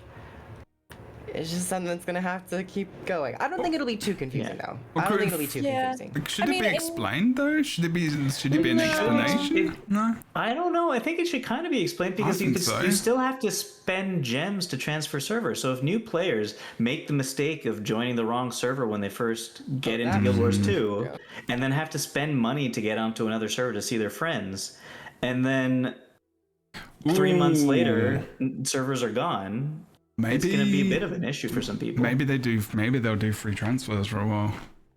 Maybe. Like a free transfer. The thing is that this all relies hyper specifically on somebody getting interest, like starting the game. We're going out there, aren't we? Are we going out there a little bit? But like this happened to me. Yeah, I think happened to all this of is us. valid. Because there aren't that many MMOs on the market right now that do offer large scale PvP stuff like World versus World. So I think it's a good thought. I personally don't know. I feel like it would be a very specific person, which doesn't mean that they won't exist, but that it would be a very specific person gets into the game, gets to the point where they get invested in World versus World, realizes that they are on a wrong server, switches. I don't. No, not just. Also anticipate that this situation would be hurtful because we're expecting the alliances to launch relatively quickly, but we don't know when they're actually launching. Also, I know what Boots is. I get what you're saying, Boots. I'm going to explain it. So what is? Oh, thanks. Because sorry, I mean, I think I know exactly what you're talking about. I'm just trying to make sure that I'm getting you right as well. So before I join any MMORPG, so I'm talking about my experience specifically. One of the biggest things I look at, especially for like a new MMORPG, is server, right? So if you remember New World release was a lot of the hype was around servers. Like which server are we going to? Because of like that PvP specific thing, and also just, owning towns, stuff like that, and big streamers and that kind of thing. No, it's different. A little bit because of release. But there is that thing of like being on the same server as your friends, exactly like Boots is saying, and then population stuff. So it's if you've never played Guild Wars 2, you don't know what World v World is, and you don't know what that aspect is. Their server is a really big part of that decision. Like it really, if we think back to MMOs we played normally, like Final Fantasy 14 data center, you had to think about that, right? And the clusters and whether or not you could guess the places. I mean, I can't remember exactly what guessing what it's like on Final Fantasy 14. And if it's changed a lot more, I know they've included more servers within data centers or whatever, but I couldn't play with someone I wanted to play with because I was into a different data center, for example. Oh, wait, there is a good point in chat. All right. that I think still exists. I'm not sure because I've used mine a long, long time ago. But I think there may still be one free server transfer before you start having to pay. I don't even know if that was the thing, was it? It was a thing for a small amount of time. I think that was during season 1 during the tournament. Yeah, I don't know, but I used my server transfer at that point. I don't know if it still continued afterwards. No, it was just for a period of time. It wasn't just for a period of time. Yeah, Okay. It was. You know what? I do think that this could be explained on the Steam page, because looking at Guild Wars 2, it is tagged as online PvP, and going down into the about section, there is a missing member of Destiny's Edge. Keith is not here. So you could have like a competitive slide with Keith, and it talks about like PvP, structured PvP, and World versus World. Keith is like, I'm a World versus World roamer. Oh, and then in that World versus World Yeah. section, you could note that currently this is dependent on servers, but the open world uses a mega server system. Yes, These are being that's changed. it. So, Exactly. Keith, there's a missing slot. There you go. Explain PvP, explain There World you versus go. World as it is, and that'll be a good fix. I do agree with you, Boots, overall. Like, whether or not I think this is going to cause problems for the release, I do agree with you Yeah. long term, I though. definitely so. They should probably just do away with that selection, because, I mean, unless they still want some kind of auto World versus World fill thing to be prescribed based off of your world, which I would hope wouldn't be the case. You know what I mean? No, they get rid of it. It does feel like at this point, there's really no reason to have those there. And like you said, I think it causes people to be, I get asked a lot in chat actually, what server should I be Yes. on? Does it even matter? What server are you on? And of course, like, we know in the game that does not matter at all. You can instance in with anyone, with the weird exception of World versus World. The rest of the game works off of mega servers. So if they make that World versus World also a mega server system, then I think that they should just do away with it, because while it's not the end of the world, I do think it causes a little stumbling block at the start where That's what I people was just trying to say, try to figure it out and are like searching and looking up stuff and don't know what in the world that means or why. You know? It's like the I didn't think it was the end of expectation. the world. I just thought that because alliances aren't here for the Steam release, it might create some confusion for people thinking that servers are important and then it not being important three or 4 months down the Good line. point. Yeah, it is a good point though. And even just a little, because again, like Rook saying, inevitably, as when they get into the game, they're going to enjoy the game for the game. They probably won't care in the end, and they'll get it. But again, there is the problem with Guild Wars 2, and I think this is a consistency within the game that things just aren't explained well. And people miss the point often, like, dodging, for example, like that's boons, all of these things, and they have started to do a better job with that, but like, this is where they lose players, when things are not explained to them. It's simple as that. Sometimes, a lot of the time, people don't know what to do. And sure, like, content creators can create videos and stuff to help people, and people will go and find out if they really want to. But it is a problem. It's gotten better, and it is getting better. And that's not me being mean about ArenaNet. I love those guys. They're awesome. It's just a critical Don't be mean, thing. Jebro. I mean, that's just the game, though, in itself. The whole game? Video I was talking about with the Rage. No, it's true. The game is complicated, more complicated than many other MMOs out there. Sure. Combo and- fields, everything. And it's, a little bit, like I said, like Minecraft, in that you kind of have to look at the wiki for a lot of things. You kind of have to Sure. look outside the game to figure stuff out. But look at Minecraft. Ooh. It's massive. And that's not necessarily a bad thing. That's one of the things I loved about Guild Wars 2 when I first started playing. It's Same. that it is more complicated than some of those more simple games. And the build craft is very intricate, and I love that. But that does mean that 70% of the player base will not have a very good build and will not know the best way to gear their stuff. But at least, Guild Wars 2 is designed in such a way that that's not a big issue for those players unless they go into certain areas of the game. It's one thing for gameplay to be complex and intricate, which I really appreciate, because it does require you to pay attention, and it's something that you can learn by trial and error. But for systems like World versus World, the LFG, story systems, fractals, these things I believe should be better explained somewhat earlier on, so that at least you get the information. And then if you continue to play and you forget, like if I happen to forget down the line, I'm like, oh, well, that's on me. Like, I should go look it up. But with Guild Wars 2, there's usually never any explanation with some of these systems or pointing them out. Like when you're getting, I guess when you get to a dungeon instance, you can talk to the person, it'll like pop up the LFG.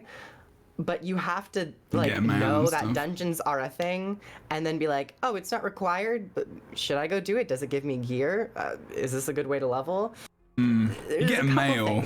There was like, I remember when you hit a level or you complete a zone, you get a mail and it tells you to do the things and la la la. But it's not really it's not mandatory. It's not. Well, it's not this thing. And people just cannot find groups for it. No. To be honest. Yeah. That's one of the biggest things I've seen. I've seen new players and people that have come into the community or people I know that have started the game and then say to me, I got this mail and I went to go do the dungeon and I don't know how to do it. And I tried to find people to do it, but nobody would do it with me. And do I need to do it to continue the story, or like I want to do it, or yes, and people will genuinely ask, or they'll, get through the whole game and they'll still be thinking about those dungeons and they'll be asking about it because again, in most other MMOs, dungeons are a fundamental part of what would be your instanced PvE content. So for them, they're going, am I missing something that I really need to do? How do I unlock this? This is so weird. In other games, I just I have to do this for the story, So it is something that's a little strange. I think once they're optional and you don't have to do them and you need to find groups because all the caveats that we usually rattle off about them.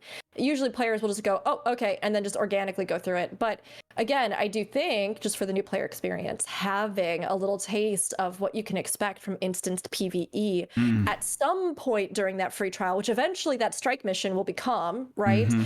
But that's one thing in an entire core game experience. And there's plenty of other stuff in the core game that is interesting. And obviously, we all stuck in the game, we love it.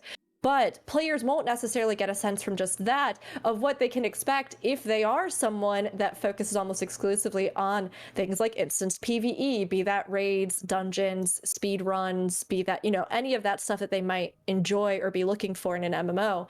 So it is an interesting conundrum with that early game. And while the currencies changes, I think, were very good on ArenaNet's part, like we talked about, not having the LFG update or changed or not like reworking it so that there was just a solo version of them or something, like the story mode got moved to like a solo with NPC support or something.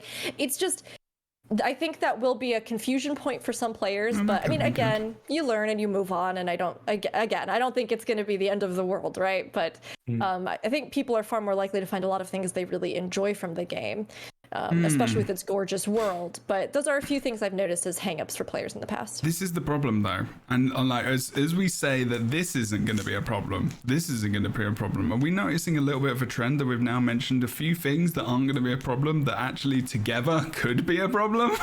Like compound into one big problem. Like this is the thing. Like you're talking servers, like with Boots, what Boost is saying, and we're talking about dungeons and the expectations of what those are. But I think those might get filled out. That might solve itself, but the problem is, like Kroof is saying as well, a typical LFG system, which we've got in other games. So there are some of these key things when you think MMORPG, you don't have or you don't know about. You got missing story. You've got, and I'm just opening up conversation and talking. I'm not trying to be really critical of the game again, like just or mean or anything. These are just legitimate things that are in the game that they're not in the game. Like there isn't an LFG. The whole server system, you don't know why you're picking a server or the reason why, and that's a big part of it. There is story missing, a big link between one season and the other. Transfer to a different version of the map to join your friend. Exactly. Like there are all of these single bits and pieces. There's no guild recruiter, for example. Like how are players going to get into guilds? Like what about the guild system? Is there any big introduction to players? Yeah, I always wanted a looking for group system, especially for alliances. I'm looking for guild. Is it a big problem? For dungeons, my personal, worry is that the dungeons, people would expect group content. People love dungeons. They love cooperative group missions to go fight bosses. And I just feel that dungeons start too late in Guild Wars 2. By the time you're level 30, it's like the first impression is already done. You either are continuing to play or you stopped playing at level 15 or 20 because you're like, this isn't for me. And like, or you're really expecting to have a great time in dungeons, and then you think, oh, I have to get to level 30. And to us, that might not sound like a lot, but to a newer player who doesn't understand or have knowledge on how quickly you can level, it might be a bit slower for them. So, in some of the systems, it's like you might get paired with people who are really knowledgeable with dungeons, so they'll be able to blast through it. And then you're like, am I even interacting with mechanics? Am I supposed to know how to parkour through this so I dodge all the traps and stuff? So there's certain elements of dungeons that I appreciate and I like, but I think they kind of come in a bit too late. I would like to see them be a little bit earlier. Don't want them to come in at all. You hate dungeons! I like the concept. I like the concept of dungeons, but I think one of the biggest things that could have been done would have been to rework all those dungeons. Actually, yes, make it some sort of part of the main story that you need to go do, even if it's a bit of a little sidetrack, come back, or like a post core game loop that you do or something, and rework all of them so that they were fractals. And just have it be like one fractal version so that players right off the bat get introduced to what the actual dungeon format of the game would be. Yes. And they immediately have something telling them about fractals. Sorry, there goes a siren going by, but they immediately have something telling them about fractals right off the bat. They immediately have an experience and or some stuff that they can run with friends that will get their foot in the door, and then as they make it and get to the hub and see the expansion of what fractals are, like, to me, again, it's about codifying the types of content you have, and the evolutionary trajectory of that kind of content, so that players have a sense of what it is, they get a taste of what's coming up, but then also you don't have like these big discrepancies where suddenly players thought they learned something fundamental about game types in the core game, and then discover in the next part that that's not even a thing, and that it wasn't even, to me, I think that would have been a big thing. But I think we're getting a little bit off track in this regard, because we've talked a lot about, and I see even in chat, I get the impression from the podcast that like Guild Wars 2 has a game with all these problems, and that, I don't know about all of you, but I would love to talk just about like maybe some of the positive stuff with Steam. And oh my god. We love this game. Yeah. I'm not worried about that. The reason That's why okay. we're talking about these little tiny things that we would love to have been here for the Steam release before it came, and like these little tiny things, is because we want it to be perfect for new players, so that it succeeds tremendously to continue this game to be I don't think we're talking negatively. I think it sounds like because we've said these things, but that's kind of been the topic. That's just been one we talk about everything about. We talk about the good, the bad, the ugly, the not so ugly, all of all that movie stuff. But like, it's just I don't know why I said that. But it is. But that's what it's about. So like Rook says, I wouldn't have started a podcast with over 50 episodes and continued it if I hated the game. I wouldn't have commentated professionally the PvP section of the game if I hated the game. I wouldn't have been on the panel if I'd hated the game. I wouldn't have been playing for 10 years plus if I hated the game. I wouldn't have moved to America if I hated the game. There's a lot of reasons why I don't hate this game, and it's the same for every single one of the people that have been on this podcast, let alone the people who are here and have had such, involvement. Rook's massively involved with this. We're all involved with it in some way, shape, or form, which is huge and has an impact on our lives in one way, shape, or another. So it's just as a reminder. Thank you, Rook, for doing that as well. That was an important time to do that. That we flipping love this thing. Like, it has been an important part of our lives in one way, shape, or form. Where we've all come together as friends, just talking about this game, which is a hugely massive, important experience for me. I know Creef did a face. Guild Wars 2 gave me away at my wedding. There you go. You walked me down the aisle. Guild Wars 2. Amazing. No, I'm genuinely, like, really, truly for dinner. Wait, what? Guild Wars 2 kissed me right on the mouth. Ooh. Only it loved me. Touch No, money. we love Guild Wars 2. These little critiques, again, right? It's one of those things where I think we all care a lot about the game, and we know the ways in which this game just shine so much. So for players who are curious, and I think maybe this is the big question I'll pose to all of you, do you think that Steam release is a great time for players to get in the game? Should they jump in and should they try it with Steam release? And I guess with that, what are some of the things that you are most excited about for players to be experiencing as they do this with Steam? Because there is so much good with this, and I personally am saying to everybody, yes, this is an incredible time to get into the game. Critiques aside, those little things, again, are just one tiny part of the massive picture that is this game. And it is so wonderful and so unique and so fascinating and has been on such a journey. So I'll pass that over to all of you because yes, I'm so excited for this, but I'm curious to hear what all of you are looking forward to with Steam release or for players to experience with it. Player population. Even as a veteran, I'm super excited to see the game be populated. There's nothing worse than playing an MMO and feeling like no one is playing with you. Thankfully, Guild Wars 2 doesn't really have that experience because there are a decent amount of people playing at any given time. Unless you're playing PvP, you have to wait for the right times then. But especially with the Steam release, it's going to be super exciting to be able to create new characters. I'm excited to be able to help guide people, not to where like you're overbearing and like taking control, but just like help guide people or like answer questions that people have and group up with people. I think that's going to be another really exciting part, is being able to group up with people in the open world, experiencing dynamic events. I hope the scaling works well so that it's just not like instantly killed, but we'll have to see about that because the combat is a huge part. The combat is a huge part of Guild Wars 2, and Just take off all your gear other than your cloak. mandatory, no gear, no right. gear leveling. But the combat is another amazing facet of Guild Wars 2, and if you have not tried it out, I think you'll be thoroughly impressed. You can take it slow if you want, you can take it as fast as you want. It's very flexible. Boots? Period. It's okay. You ended it well. Yeah, I mean, I think, yeah, just new players coming in is fun because the thing I love best about Guild Wars 2 is all the weird, quirky, fun little things that you could do in it that you just can't do in other games, and I would love to be able to, show those to new people.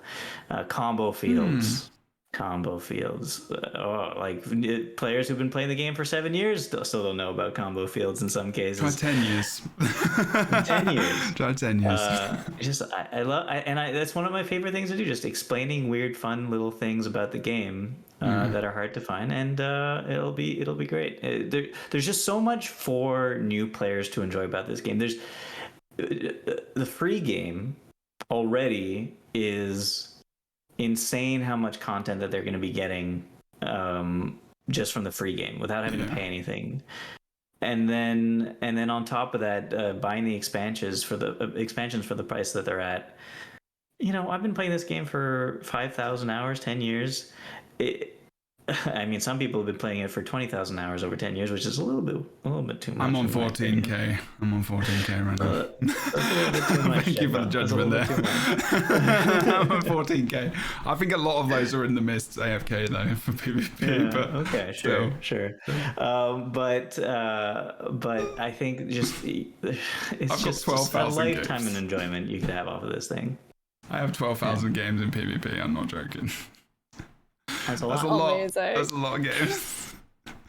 Well, Jeb, I mean, players coming in fresh from Steam will be able to hop into stuff like the PvP modes and things too. Like, what are you most excited about for new players to be experiencing in the Steam release? I think just Guild Wars 2. I honestly, like, in its entirety, I think, I think the game was honestly, the way they've talked about it, thank you, Kroof. And the dancing is not as good as Kroof's dancing, unfortunately. Maybe we'll get to that point. But I think so Guild Wars 2, the first things I remember about getting hyped about Guild Wars 2 was like a lot of what Boots said, combo fields. and realizing that I don't have to tab target things and like all the time. That's not the only way to kill a thing, you know. But also just the fact that I don't have to quest all the time. Like, I really did like that. I know we've talked about recently on podcasts how we'd like to have that a little bit more as we get higher up achievement wise, and I think that's still something they should do. I think, you know, it does. And rewatching, if you go and rewatch like players playing through now, I really need to remember who this guy was because he was great. I think he was an English guy who was hilarious. And he had an Asura. You just love those English guys. No, well, he was just funny. And it was just, he's playing an Asura Necro and he named him, it was just ridiculous. But his passion for the game when he first started reminded me of my own enjoyment. It just reminded me how much I just loved starting the game and just being like, this is so different. The skills are based off my weapon choice, you know? I can have kits if I'm an engineer. If I play a Mesmer, I'm playing a class which has not been imagined in any other game before. It's just got all these little bits where you're just like, oh, this is so refreshing. This mount, like mounts, I can't wait for people to go and experience mounts. That's one of the biggest things I'm hyped about, and just be like, level 10, they're going to be like on this route to mount and then going to get abilities for it. That doesn't happen in many MMORPGs. There are some that it happens, but not many. Like, you can stealth, you can, you know, gain extra energy, you can increase the health of it, you can jump off of it. I know you're going to have to get that later, but like through masteries, but like there's all this potential. I was like level 10? Yeah, maybe. Well, I mean, that's it. But like, do you know what I mean? It's going to be. So yeah, the last 14 hours of me streaming has been doing the POI and whatever, and the waypoints thing, all with mounts. And it has been fun. It's not a grind. It has been really fun running around on the mounts, switching between all the mounts as quickly as possible, trying to be as efficient as possible, figuring it's like a puzzle, a gigantic world-spanning puzzle, trying to find these waypoints and points of interest, and doing it as fast as possible with these mounts because the mounts are so much fun to use. That's the thing. There are all these things that we just forget that we have in the game that are so unique. We don't forget. We know. We just take them for advantage. We take, you know, take it for granted. Yeah. I would be tired if every time I logged in I was like, oh my god, these mounts are so great. I mean, I still do that sometimes because I'm just a child. But like, I'm just like normal experience. Do you not get your, like, you know, your Griffin or anything? You know, but the thing is, there's so much content. It's like Boot says, you can make so much out of it. Like in your guild hall, you can make a race. There's guilds who are dedicated to flying. And there's real decent ways to use those mount, each and every mount in a way which is unique. Like Griffin, if you get really good at that, you're probably not using your sky scale as much, other than if you just want to hover in one area. There are people who are ridiculous in the game with these things, you know, it's so cool. And then, you know, other games kind of copy them. And that's good. That's what they should be doing. Anyway, but genuinely, like, I like that question because it was, even as a free player, like core Guild Wars 2, even if they didn't have a mount at level 10, I think you're going to see a lot of people stick with it, honestly, for at least, you know, in the next couple of months. And honestly, depending on when the next expansion comes out, and then Living World, and then finishing Season 1, it's going to take us up to that point. And then people are going to start coming back because they come back for the new story, right? And you can see even more people coming in. So there's going to be all of these different points of entry for people. There's going to be brand new players. There's going to be people coming back because they want to see, like, you know, like you said before, Rick, as well. And then you're going to have the people who want to finish the rest of Season 1. Then you're going to have, boom, the next season after End of Dragons. And then people are going to be like, oh, there's another season coming and there's another expansion. Oh, I'll go buy End of Dragons. And it's all secular. Word. Secular, yes. And cyclical, not cyclier. Is that even a word? I don't know. I think you're trying to do circular and cyclical. at the same time. I think so. My brain. But cyclier is a word, but it means something very different. Yeah. Okay, good. Oh, okay. But like, yeah.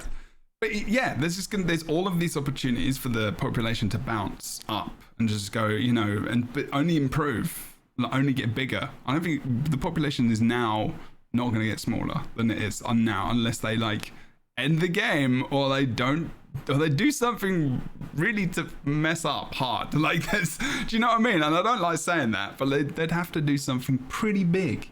Look at Wanya's comment in chat. That was another thing I forgot about I wonder if they One of the rework the little first things. dungeon and boss for Steam release. Oh, Wayne. Oh, it's what? still gonna be so bad. But if we had to suffer through it, Everybody's got it's a rite of passage for all Guild Wars 2 To be players to do disappointed. the Zaitan fight the way it is. Maybe a voice of balance here in that it is not the most fun fight in this game by any means. It's not that But bad. as somebody who loves dragons, the spectacle alone. I love high fantasy. exists. I love dragons. When he came out, I wasn't even paying attention to anything about the fight because his You didn't have to. You didn't have to. But I mean, also just honestly, like again, I think the spectacle and Zaitan's model is so that's very cool. Like so cool. So of course, again, we'd like to see that reworked, sure. But I mean, on the topic of, I guess, my own thoughts on what am I most excited for players to get to experience. Thinking about Zaitan, that design and the. You're excited for the Zaitan. No, well, for the Dragons very well. Zaitan. For the art style, right? The thing about Guild Wars 2 that really captivates me is that they have taken this hybrid, these concepts of fantasy, these like pushing the boundaries in a lot of regards about the type of hybrid genres they can merge together, all while creating a world that somehow feels nostalgic in a way, like a CRPG you would play with these cheeky, funny little humorous things and these nonsensical modern references, while also having an incredibly serious, highbrow like fantasy that has so much lore and a rich world that takes everything from like Mad Max apocalypse, type aesthetic to steampunk to science fiction to taking us everywhere from Egypt to ancient Aztec inspired regions to Kantha, and it's gorgeous. I mean, East Asian, but very specifically Korean influences that they decided to work in,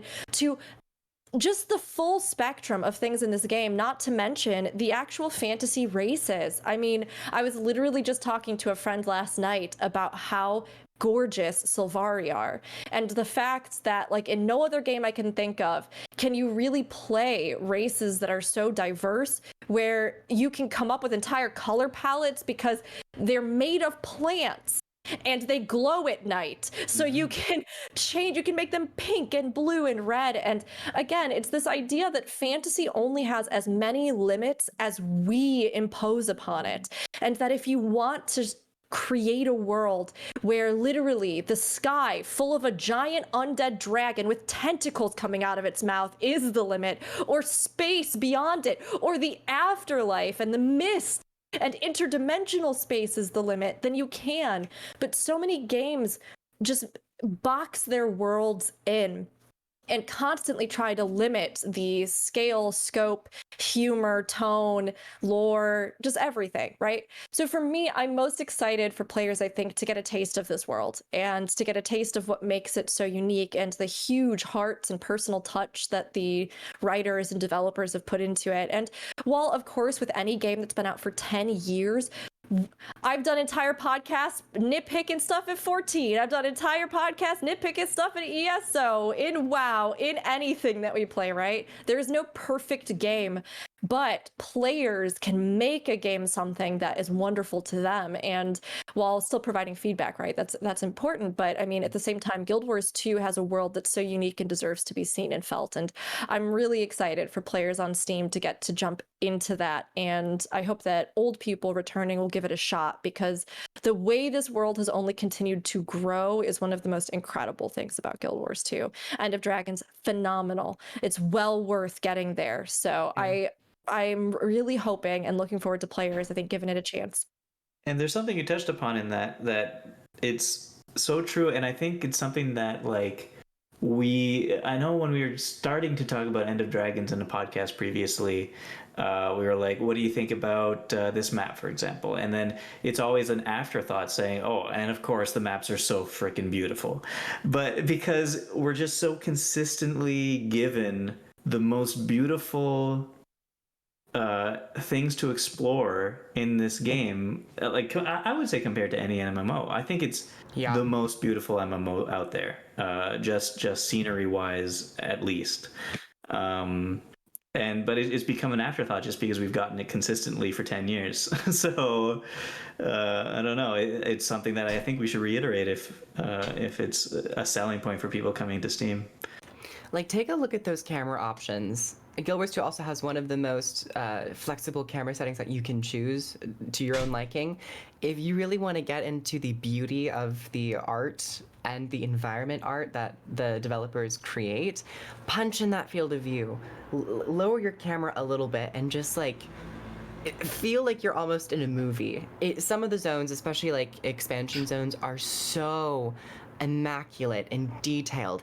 Tyreer, even like the more dark areas of Dragon's Stand, where it's like creepy and eerie. There's so many different variations of maps where, yeah, we do kind of take it for granted, and we're like, We should do that again. we're just gonna get another amazing map that has a completely different feel. Oh, next episode, another map with a completely different feel and tone. We should do that. This is Guild Wars 2. We should do that episode again where we take everyone to our favorite places. That was a good episode. Yeah. That was a good one. Boots missed that. I did. We had Harold here. It was cool. Fornax. It was. Well, next week, I'm hoping to maybe get a ton of people in for this. Oh yeah, 10th anniversary too. Yeah, so I'm 10 hoping people maybe for the 10th anniversary? it might get a bit Wow. loud. I'm not sure what the theme could be, Round so table. maybe that's something people can talk about in chat, and maybe we can come up with something. I don't know. I was thinking about a quiz show, but then I was like, I'm gonna have to make questions up. Can the theme be who can talk the loudest? No. I like that. I like that. You can Jebro's follow gonna win that the, because he's gonna mute everyone.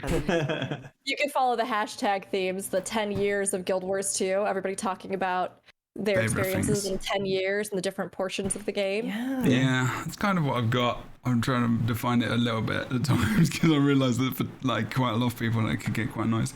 Although anyway, I'll think about that. That's a good idea. But yeah, I always like to think about the next show as I'm thinking about the one we're on right now, which hasn't even finished. Okay, so I'm gonna go over to the document and talk about the things. So yeah, I like that we ended up kind of where we were with the whole Steam thing. We've been going for a bit, so we can kind of move on to other things.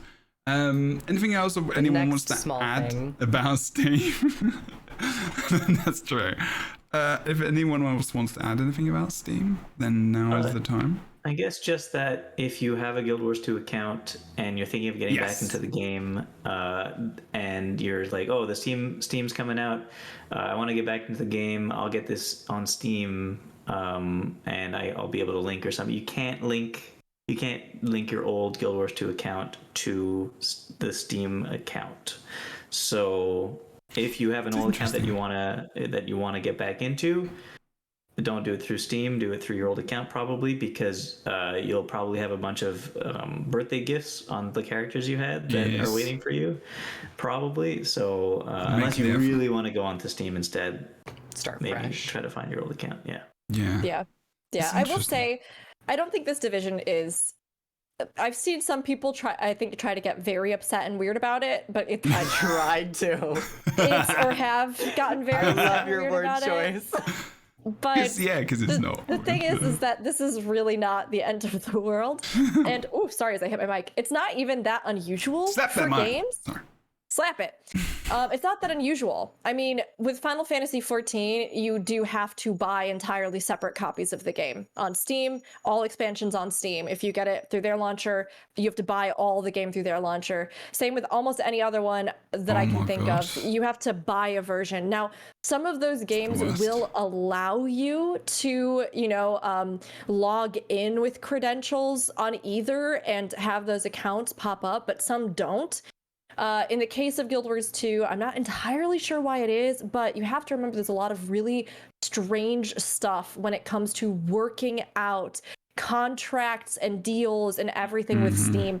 Steam takes like 30% of all profits, and it very well could be they didn't know how to deal with this, right? If you have the expansions bought over on the launcher, but you only have one and you never unlocked any of the living seasons for free on Steam, it could be that there is something about their agreement with Steam that won't allow this to happen. It could also be something to do with Steam's setup and how they integrate launchers. I don't know. So No, it probably also has a lot to do with ArenaNet or maybe their publisher wanting to retain the people who already have accounts, like not having to. So you have people who have accounts who haven't bought all the expansions, for example, and if you link it through, if it was possible to link it through Steam, and then they link through Steam and they come back into the game, and then they want to buy the expansions at that point, they'll have to pay Steam 30%. So probably. Not ArenaNet, but NCSoft is like, you know what? People who already have accounts, we don't want to pay Steam 30%. We Steam is here for promotional purposes to get new players into the game. We don't want to have the players that we already have in the game paying Steam 30% when we don't have to. They might be able to buy it. They might be able to, because you can buy the expansion in the game. So because you're going to be able to buy gems outside of Steam, I'm assuming. I don't think so. we don't know for sure. That's going to be interesting, because if you buy gems outside... We have to wait and see how they're going to handle that. You know, like ESO has crown packages you buy through Steam that then... You can assign them to your account as well. There's a lot of red tape. It's all business. Business stuff. But all of that to be said, I don't worry too much. I mean, like I've said, literally you can today, now, before Steam release, if you have a non-Steam copy of the game in Steam, you can put it in Steam as a non-Steam game. You can use the controller maps for a non-Steam game if that's something that you want.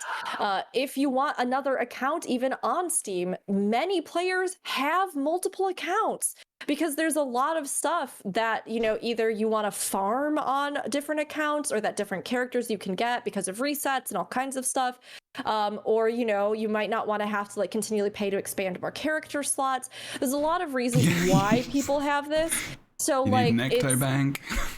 there's just a lot. There's a lot of reasons that you might want to have separate accounts. So there's also that to take into account as you think about it. But yeah, I think it'll be fine. And the two games are going to play together, as far as I know. It's not like they're separated. No, of course. Everybody will be playing together. So I do have a question though. How's mods like Arc DPS gonna work? Like, is Arc DPS gonna be available through the Steam launcher as well? That is a really interesting question. I do not use Steam enough to know. Well, I mean, you can just put it in the same file. I would assume it works in a very similar way. Yeah, it might just work the same way. Create the I think it'll just work the same way. They'll have a workaround for people, probably. I don't know, but there's people are smart enough. I don't use it that much, honestly. I don't know how many people use Arc DPS. People use them. I just use Reshade. That's a good one. Make a game beautiful. Good points though. Good points. Yes. The difference there could be a little bit confusing. Again, something might be good to explain somewhere. I did have some quotes earlier, didn't I? But I think now we've talked about those. Yeah, so they talked about the improvements in the game. So they talked about improving level pacing, updated default options and keybinds, which we know happened. Multiple tiers and new achievements that guide players through level 30. That's what I'm looking forward to seeing, maybe if I go back and level up again. Free trial for the Raptor mount. If you paid for it, you get more. Yeah, they've added loads of different ways you can do that. They say they've improved raid and strike mission rewards, but I don't feel like that's very relevant for new players. I mean, maybe later, there won't be really new players when they get to that point. Yeah, anyway, interesting. 10 years of Guild Wars 2. We got coming up. We don't need to talk about our favourite moments or anything right now, because it's not till next week. We'll do that next week. But yeah, and I don't really know what this discussion was going to be about. I just kind of was like, oh no, that's it. I was going to we read it. That's right. That's right. We're going to read it and react to it. Content. Oh, the content. There you go. This is the podcast content y'all wanted. Reading. Hey, group reading. People have actually told me that they like that bit when we read patch notes and stuff because they don't have to. They're just like, oh, that's kind of nice. Happy to be a public servant. It's only a short section anyway. Does anyone specifically want to read it? I can read it. I don't mind. Oh, specifically the 10th anniversary Just one. that 10th anniversary bit. And I was just going to say, like, what were your thoughts on it? That's all. I'll do it. It's fine. Just that. Okay. Thank you for being great, We'll Jebro. read. We'll read. I mean, if you want I it, just I can't don't care. open it because I We still each take a refuse to word. click on the show notes, so I can't find it. My So you gosh. Type in can't Guild go Wars to the 2. Guild Wars 2 website and look for a Hold on, I'm post? going. It's not even that long because the thing is, this is actually quite a big thing because it's actually pretty cool as well. There's new armor and stuff. Who wants to go? Who wants to read it? It's only a little. I really do want to read it. Oh, Is God, it this but we've got- August 16th studio update? Yes. Yes. Then you go down to Guild Wars 2 10th anniversary event. Okay, I see it. Yeah, Yep, I'm here. I'm ready. go for it. Okay. Guild Wars 2, 10th anniversary event. Oh God. It wouldn't be a true celebration if we didn't show some love for the community that supported us all these years. When you log in on August 23rd, you'll find a new series of achievements waiting for you that'll take you on a journey to experience the best of Guild Wars 2. World bosses, Guild Wars 2 Heart of Thorns, Guild Wars 2 Path of Fire, Guild Wars 2 End of Dragons, Living World, World versus World, Player versus Player, and more. As you complete these tasks, you'll earn proofs of legend, which can be traded for a new Decade armor set. By the way, there's a picture here of the new Decade armor set. Is it on? That's not the script, Boots. Can you scroll up to the Decade armor set You're going off and script. show it off? Can you show it off?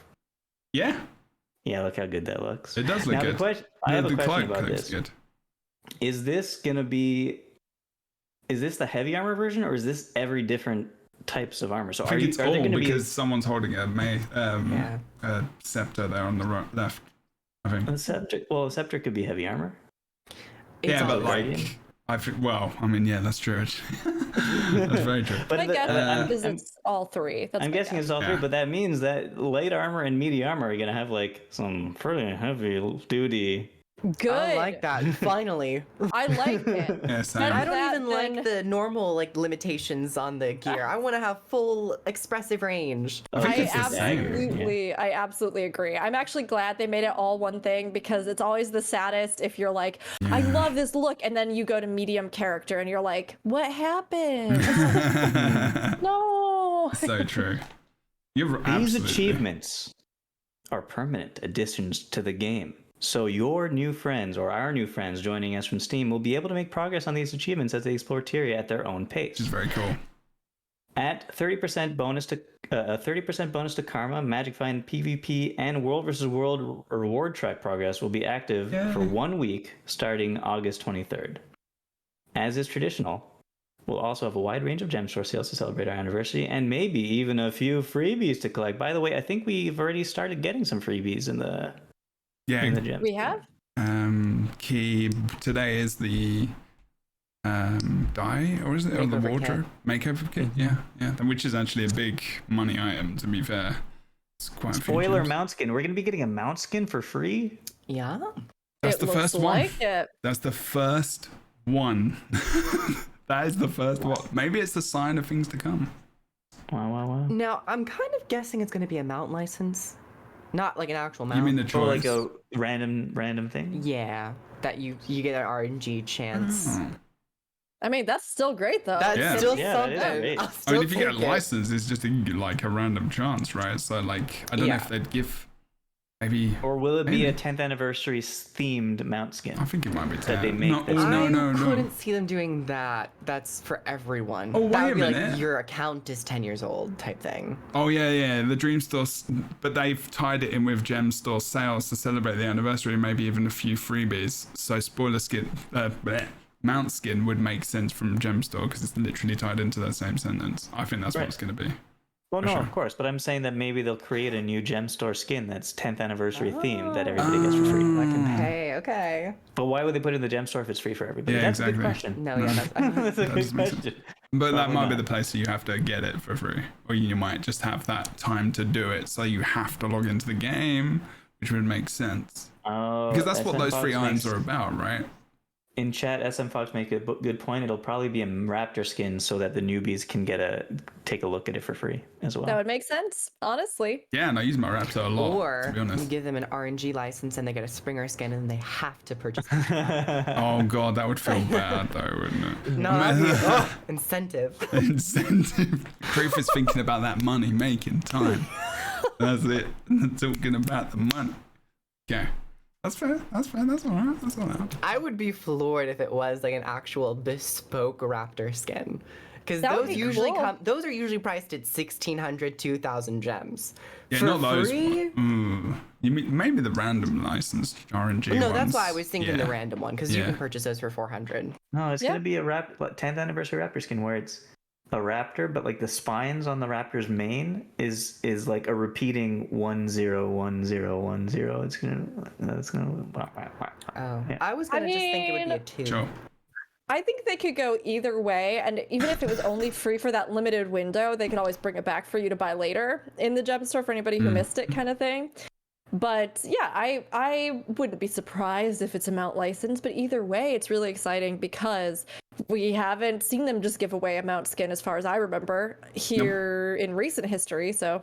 I love that armor. I think that armor is wicked. The armor is. I think is that's Oh, so it's good. Amazing looking. But look at the cloak. Is the cloak part of it? I think the back piece is part of it as It well. must be, otherwise why would they show it off? Yeah. Okay, here's So my good. thing. I think the back item, because they haven't mentioned anything about the 10th anniversary present itself. I think the cloak is the 10th anniversary, because that back item does not match the rest of the set.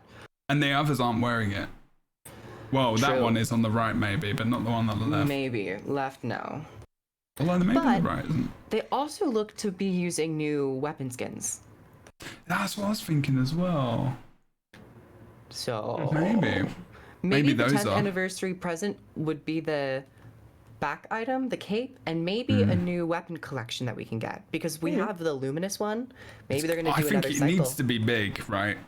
Yeah. It needs to be big, the 10th anniversary, because we've got that die thing we get every year. It's like the same dies. Like I've run out now. I've got so many characters. like I've got so many presents I haven't opened, and I've still not got any dies that I can get.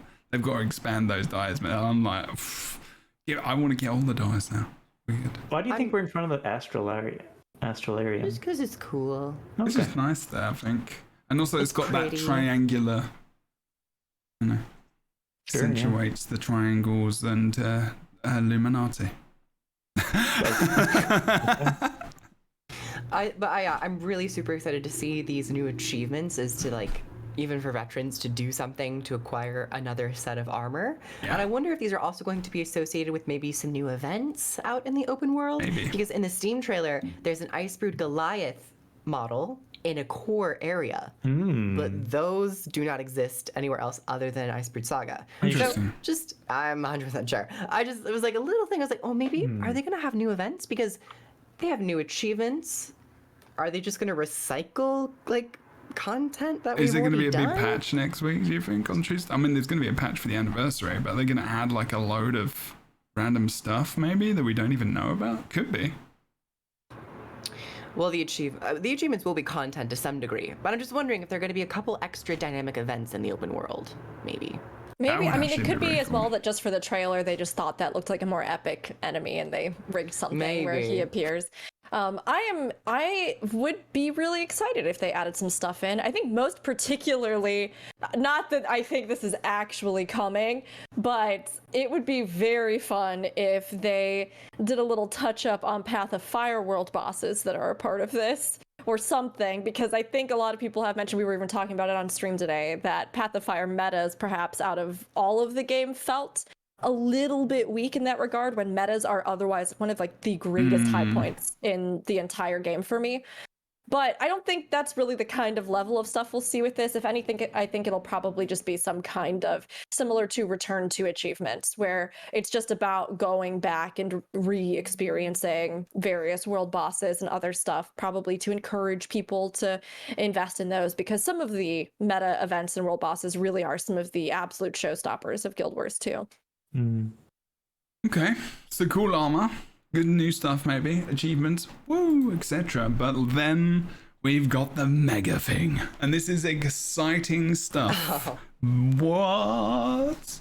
Who The wants mega to... thing for those of us who are streamers or use Twitch. Oh no, well, yeah, but that's a lot of people. But also, it coincides. It's good for Steam. It's good for linking people over to a community of people to get. It's good, but it's also bad. I have my dislike for drops. In all honesty, there is a dislike I have for drops. So I will talk about this because I've witnessed it from other communities. And it can become a thing, trust me. It's just like the reliance on it. How Twitch drops actually negatively impact streamers as well, in a ton of ways, but won't do it immediately to hit. Like it's things like partnership. It really negatively affects partnership if you want to go for partnership because they don't count Twitch drops. So if you have dropped so much in a directory, all right, let's read the thing first because people don't know what we're talking about. But I can explain what that is. Does anyone want to read this emphatically? Go I've done for my it. job. You're I'll the do Twitch. it. Oh, okay. No, You got Criff, this, Rook. go, Criff. What? No, Rook wanted to do it. Oh, Rook did. Sorry, Okay, I thought you said Jebro, you. I thought you said sign me. up. I thought you said me. I Like, said. he was like, I will do it. And John was like, How Criff, about you just do it read together? Sorry. I thought. No, Rook, come back. I miss you. I miss you, Rook. Come back. No. I didn't mean it like that. I don't wanna hear Rook I thought you said go ahead, Jebro, and then Criff said I'll do it, and then I was like, No, okay, I no, didn't say Criff. go ahead, Jebro, but then I heard Rook and I was like, oh. Oh no. Take Okay. it. Oh god, I'm having a mini heart attack. Pop an aspirin. That's we not go. gonna help. Heart attack. Twitch drops. Aspirin. If you are having a heart attack, take an aspirin. Aspirin apparently is not chew so bad a lot for of her. aspirin. It's a blood thinner. Rook is like, let me read, Anyways. goddammit. This is information that can save your life, but Rook, carry on. Wow. Thank you so much for passing it over after our heart PSA curve. Now, on to Twitch drops. Soon, you'll be able to link your Twitch and Guild Wars 2 accounts and earn rewards for watching any Twitch channel broadcasting Guild Wars 2 on Twitch. Tune in to any Twitch live stream with Twitch drops enabled between August 23rd at noon Pacific time and August 28th at 11:59 p.m. Pacific time to earn transmutation charges, boosters, a mini, a glowing purple mask, and your choice of a classic Guild Wars 2 character outfit. Members of the ArenaNet Partner Program will be streaming a wide variety of content during the Steam release week and 10th anniversary and beyond to showcase all facets of Guild Wars 2. Story content, raids, strike missions, fractals, player versus player, world versus world, and more. There will be something for everyone. Stay tuned for more information on how to participate. Pumped. Woo! I'm so excited. I'm gonna do a 10-hour stream. I'm during in the and more anniversary. category. I think many people are going to be streaming that first day, Criff, and that whole week just Guild Wars 2. We're doing 10-hour streams, baby. 10 years, 10 hours. Let's go. We'll have 30-minute lunch breaks. So why is Twitch drops good for a directory on Twitch? Gets viewers. It's Simple viewers as that. and streamers. And Simple as that. Yeah, and streamers. And you get Viewers stuff. and streamers. And you get stuff. So it's good Yeah. for the viewer, it's good for the streamer, and it's good for new people to come in, big streamers to be like. So on that day, and no doubt, ArenaNet have got paid peeps coming over. From you are going to And- see huge streamers coming over that week, next week. And it's sure. good for Amazon. Because they get money Yeah. and also more information about the people that use their Their products platform. and services. Yeah, I mean, honestly, let's be real. Let's be real. Here's the thing. Of anything. We're on platforms and using things that are run by mega companies and mega corporations, right? So, of course, a lot of this comes back to how does this profit us and how do we engage more people on our platform? And Twitch drops genuinely, I think, have such a huge chance of reinvigorating or incentivizing people to tune in. And not just that, but to make it a habit to tune in. Because as much as many of us spend a lot of time on Twitch, we have to remember that it's still technically, while it has been around for a while, it is still technically a fledgling form of entertainment. As far as the full offering of entertainment across the board for all people and demographics, gamer or non-gamers. So, trying to incentivize people to consider Twitch a part of their entertainment schedule alongside things like their favorite streaming services, their favorite games, their favorite, all these other things that they are playing, doing, right? They need to make a choice. I will take time out of my day. I will make it a habit to see what's happening on Twitch. And because of that, there is then direct exposure. There is direct, advertising. There is a community that is being fostered, built up, and shared. Think about how many times now, for those of us who are gamers, you're thinking, I want to get a new game. So do you go read a million written articles about it? Maybe, but far more often now people are like, I'll go check out my favorite YouTuber. Have they done a review of this? How about this person? I'll go watch on Twitch and I'll like see if the vibe is right, and maybe I'll ask some questions while I'm live, because I can't ask a question of an article unless it's on like a forum, but I can ask a question of somebody who is live playing the game in front of me. I can have their experience in the game affect me. So companies want viewership on platforms like Twitch, and Twitch wants more people watching. And a lot of games have seen huge success with this, where they have started to use these things like drops to encourage their player base, even those who may not have avidly used Twitch, to make an account, link those accounts, and then start watching. And then because of that, the community gets bigger, visibility on the platform improves, and they are getting a lot out of that. So Twitch drops, for me, even with any kind of drawbacks that may be affiliated with them, are a huge win and really are something Guild Wars 2 needed. And I mean, hey, they're even beating out some other games like 14 who really haven't gotten into this yet. They did one kind of really disastrous experiment in it. Was that the gifted something? I don't want to talk about that, Jebro. We can do a whole different podcast. Can you just say yes or no? Is that the thing you're talking about? Okay, yes. There you go. Yeah, that was for World of Warcraft as well. They did that. It didn't. Yeah. It was maybe one of the most ugly and awful behind the scenes things I've ever witnessed on Twitch for a streaming community. It was really rough. It was incredibly good for certain people, and I'm very happy for them, but it caused a massive problem behind the scenes. And in creator communities, that was astonishing. In comparison, drops, right? Again, and especially making it something that anybody streaming in that directory can use.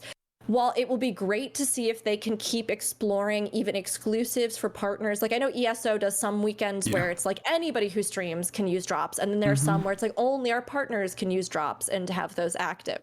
So I think varying it up encourages people to try and get their foot in the door streaming in a category, incentivizes people to watch, and does create more opportunities across the board for people in general. So.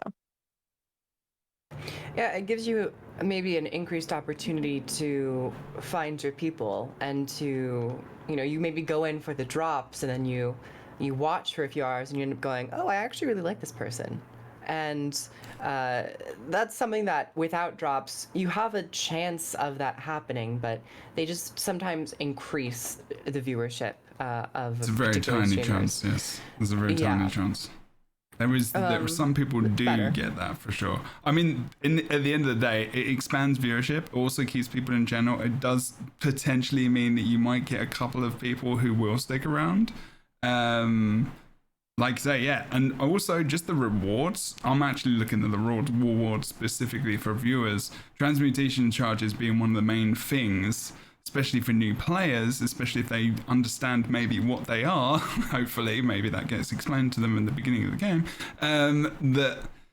That's something we talked about being a huge thing that was missing. So how many you get is going to be very interesting. I would say, give people 20, give people a ton of charges, definitely, for sure. But what else was there? There's charges, transmutation charges. There is boosters, a mini, a glowing purple mask, and a choice of classic Guild Wars 2 character outfit. I'm wondering which one that is. Yeah. Is that the free launch ones, do you think? I hope not, otherwise that really big. Yeah, not I have good. to be honest, I hope it's not just the t-shirt outfits, because like I getting know some bored of people that those. actually do want to unlock some of those, but I personally don't care about it. Yeah, Yeah, they were I'm just, they're thinking maybe, rare, like- that's all. They're rare, that's what they were, Maybe right? like the Primeval set, or Yeah. like Those early ones, right? maybe the outfits for like Dragon's Watch. Maybe like their be classic interesting. Guild Wars 2 character. I mean, well, classic. It depends on when you want to include them in the storyline. I don't know. 'Cause the But, Prime yeah, I don't want it Gaming- to be a shirt. Yeah, no, the Prime Gaming rewards haven't been fantastic, honestly. They've been a bit random. I mean, they're free and that's cool, but they've just been a bit. Yeah, the Twitch drops normally is pretty good. Like ESO has started giving out mounts now, like, you know, just the drops. Like you don't have to have Twitch Prime or anything.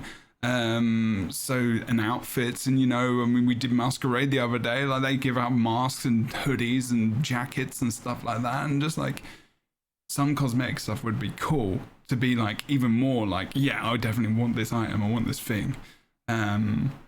Twitch drops are good as well. Like, and normally you can get Twitch drops as well. You still get the thing even if you haven't connected. So like, you know, streamers learning how to do that if they've never done drops before is going to be something they should probably learn, because it's definitely a little bit of a process, for sure.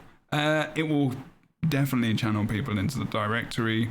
Most reasons why ESO is so big on the list most of the time is drops. Drops are almost feel they're not permanently on, but they are on a lot. And the items they get aren't massive, but you can trade them in for gems and stuff. So I'm wondering if there's going to be some kind of system where we, you know, if we don't want necessarily things, maybe we could trade. I don't know, but it is good. It is going to be a good thing for the channel. I think it's something we've been requesting for a long time as creators, mostly because other MMOs have got them in other games as well, and because it would just spank up the Twitch platform, you know, the directory. Like you see that up there on that board of like biggest games, because people do go there and they see like the biggest games list. Like Guild Wars 2 has got a good chance, I would say, being top 15, 20, maybe even top 10 for like just next week, like because of drops and because of the people they could bring in. It's exciting. It is exciting.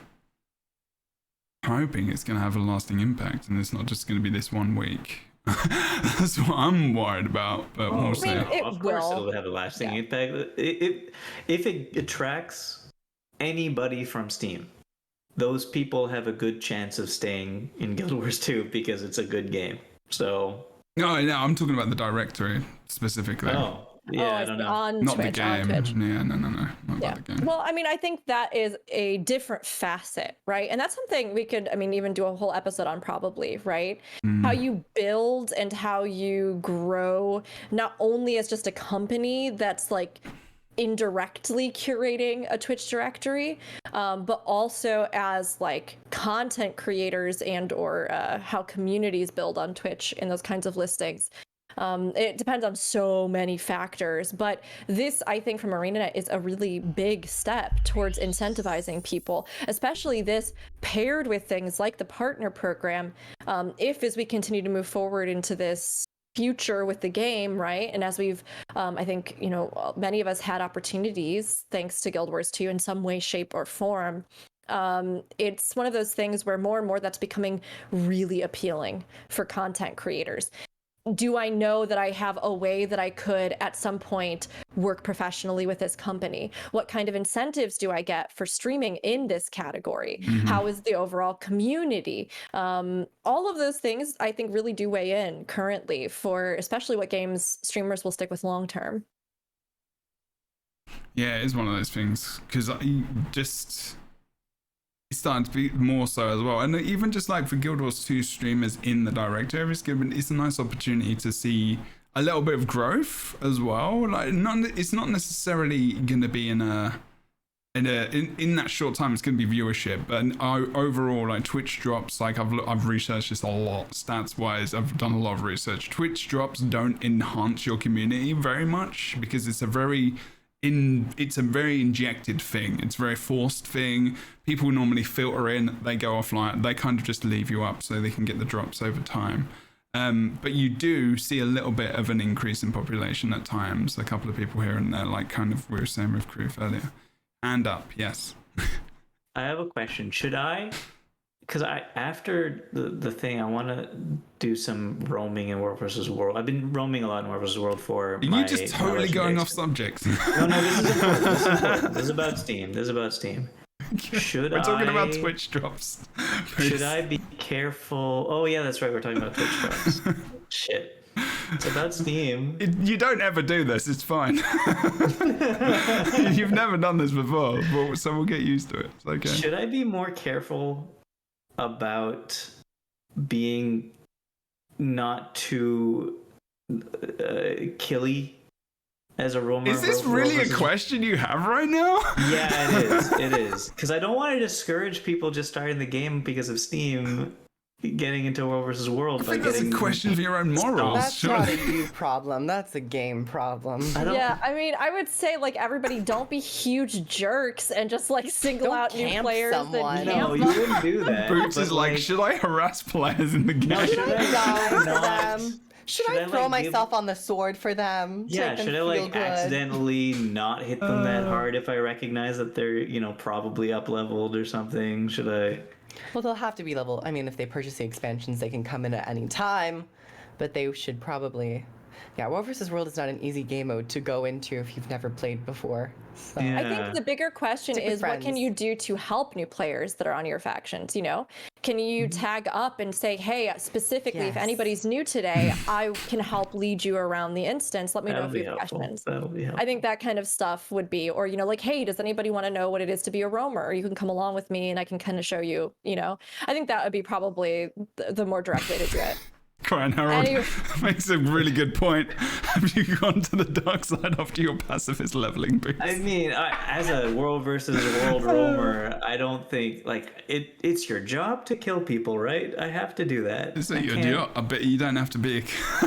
Oh, I was gonna say it one word. No, Really not great. a dick. It just so what I'm saying that's is what I this. was Okay, gonna so say. when I go World versus World roaming, there are people Rook knows who the word I are was gonna say. Thank you. who are difficult to kill, and it's fun to fight against each other, right? And then there's sometimes in situations where there's a couple of people that are together that are difficult to kill because they're together, but they might not be as strong singly or whatever. But there are also some times where it's a new player in World vs. World, and it's just too easy to kill them, and you feel bad afterwards. But you only figure out that they were easy to kill by killing them. And I just feel like I definitely think I should probably, when Steam hits, take it easy for a few weeks. Good. I'd say You know? that'd be good. Yes. That'd be good. Absolutely, Boots. Really. Whatever makes you feel better. Yeah. Whatever makes you feel good. Yeah. I think Okay, so back to Twitch drops. Which is like, I'm having a really difficult time. Believe it or not, conflicting ideas, this podcast is not for you to work out your moral value system. Is it not? I think that was a good thing to talk about. New Yes, players coming Brooke, in. sure. It's just the timing that was hilarious. But I think yeah. So I think yes. Oh, I think just- everybody okay. should think about that in the game right All right, now. everyone. Everyone should. in And please, competitive in the modes- description below, write whether or not you think Boots should go around and No, slay new I players. think all and Steam. people playing competitive modes should just, in the next month or so, think about how they treat new players. And I think Kindness, that as Rita says in chats. Yes, indeed. Think about This the has new been players. a new player experience PSA by Boots. So to go back to what you were saying, Jeb, about Twitch drops, right? Yeah, I don't know what I was saying. I think you were mentioning that there can be a sense of artificial inflation without strong community connection, right? That you may have more viewers. I like the but- way you said that. Yes. That's not the way I said it, but that's what I meant. Yes. But that you may have more viewers. However, that may not actually mean that long-term retained community members are born out of that viewership, which I do think is a very, very, very fair assessment. I think some of that too also comes from, all right, well, if we have more limited windows of visibility in this kind of regard, what kind of things can even we as streamers do to hook someone new Yeah. on our content? or to, even, I mean, I think we've all been there and we've been like, hey, next week I'll have giveaways. And you're just like, please come back next week. Please, I beg you. Please come back once. Come back another time. If you can get somebody to return to stream, the chance that I think they come back another time after that is much higher.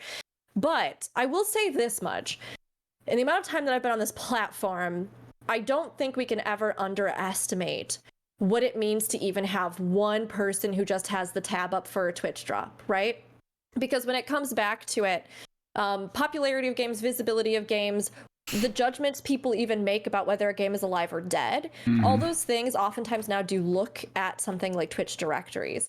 And as streamers, oftentimes, I mean, there are streamers who literally, they do giveaways on their channel every single day. There are streamers who have found other ways to inflate those numbers in a sense, but who may not actually have what we would consider to be a tight-knit community. They may barely even interact with their communities, to be honest. But can they then base all of their rates, all of their viewership, all of their everything off of those numbers? Yes.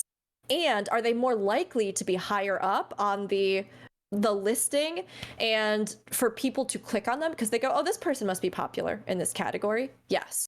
So it's, I think, always a balance, right? We always, as creators, want to have a lot of heart. And I think some of the most impactful relationships I've ever had, and obviously my community is really big about fostering a sense of community, right? But I mean, people watch Twitch for a lot of reasons, and ultimately I think you have to have a bag of a lot of tricks when it comes to like how you are tackling and supplementing and or being supported indirectly by companies or things like Twitch drops or stuff like that, to where, there's a lot of roads to success, but at the same time, I think like overall, those bonuses oftentimes are a better baseline in general for people, even if it brings its own difficulties with that, or for like longer term retention or viewership. Yeah, those are just my 2 cents on that, because I think it's more a creator problem than it is for most of you probably listening who, might just enjoy watching Twitch or playing. But as creators, it is something that affects us and we think about a lot, Honestly, I think drops can be an incentive if you ever thought about streaming before and you would like to get some instant kind of viewership. It will push you that way for sure. It's actually kind of a nice way to start. But yeah, I mean, you can see it's a good way because depending on the time of the day as well, you could see streamers that you've never seen before but get pushed right up to the top of the directory just by that and a raid of like 1,000 people. Like they will stay there because of the drop. So you actually might see that directory be in a little bit of a different position that you might see normally on a normal day, which is quite cool. You see people shoved up there a lot more than you don't see. So it's good. It is good for streamers generally. The reliance on like things increasing in partnership though, like just be careful about that, and that's another conversation because that's just different things, because yeah, that's Twitch. Other than that, it's good. We're looking forward to it. It's a boom. There's lots of boom next week. 10th anniversary boom. Twitch drops boom. I don't mean it in that way.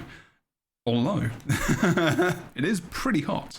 I don't know anymore. I'm sorry. Hey, can that please get added to the Steam page? What? Jebro Unity says Guild Wars 2 is boom. It's pretty hot. Yes, do it. Thanks. Pass those words on. But it is like there's Twitch drops, there's the 10th anniversary, there's Steam. Everything in 1 week. It's very good. Anything else? Let's have a look. Call to arms. Oh, the 10 days of giveaways on Twitter. Okay, so there's a lot of stuff that is happening with the 10-year anniversary.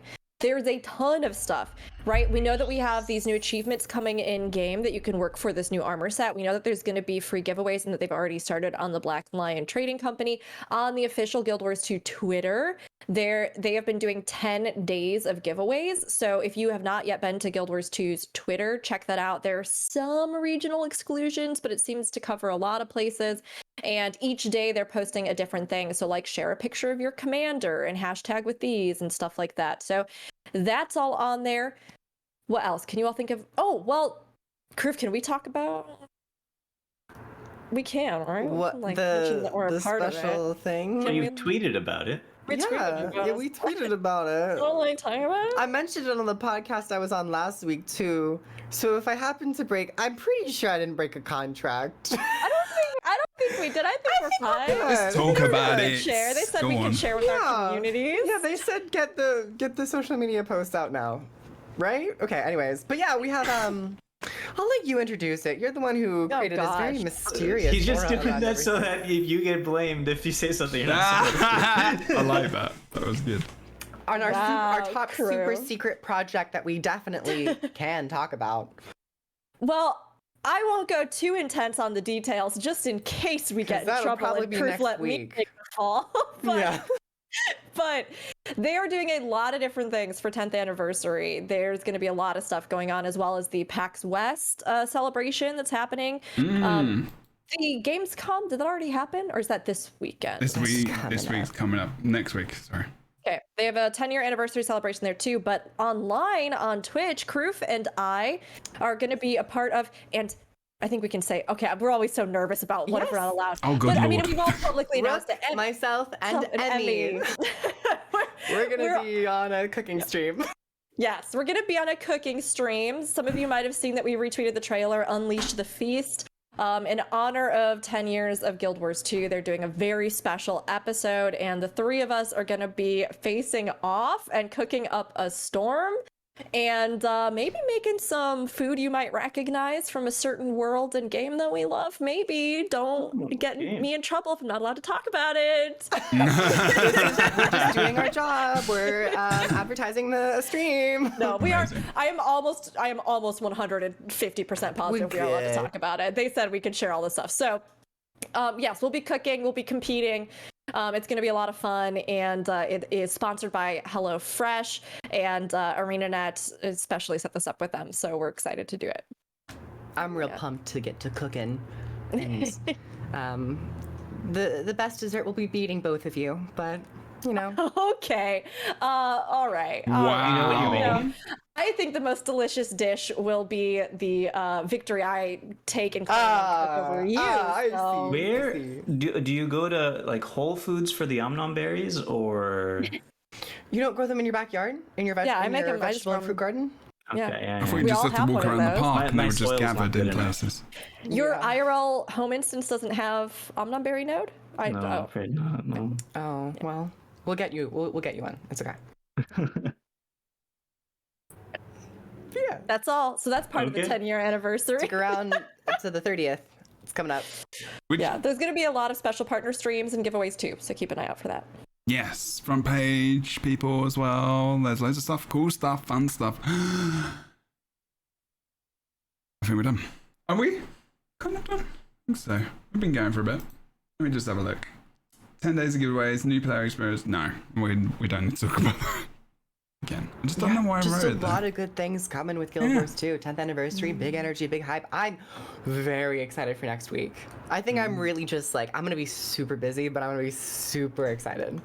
Yeah, I Yeah, can't wait. I'm absolutely. so excited for it to come to Steam. It's about time. This game deserves to be played, and I know people are going to love it. They're going to love it.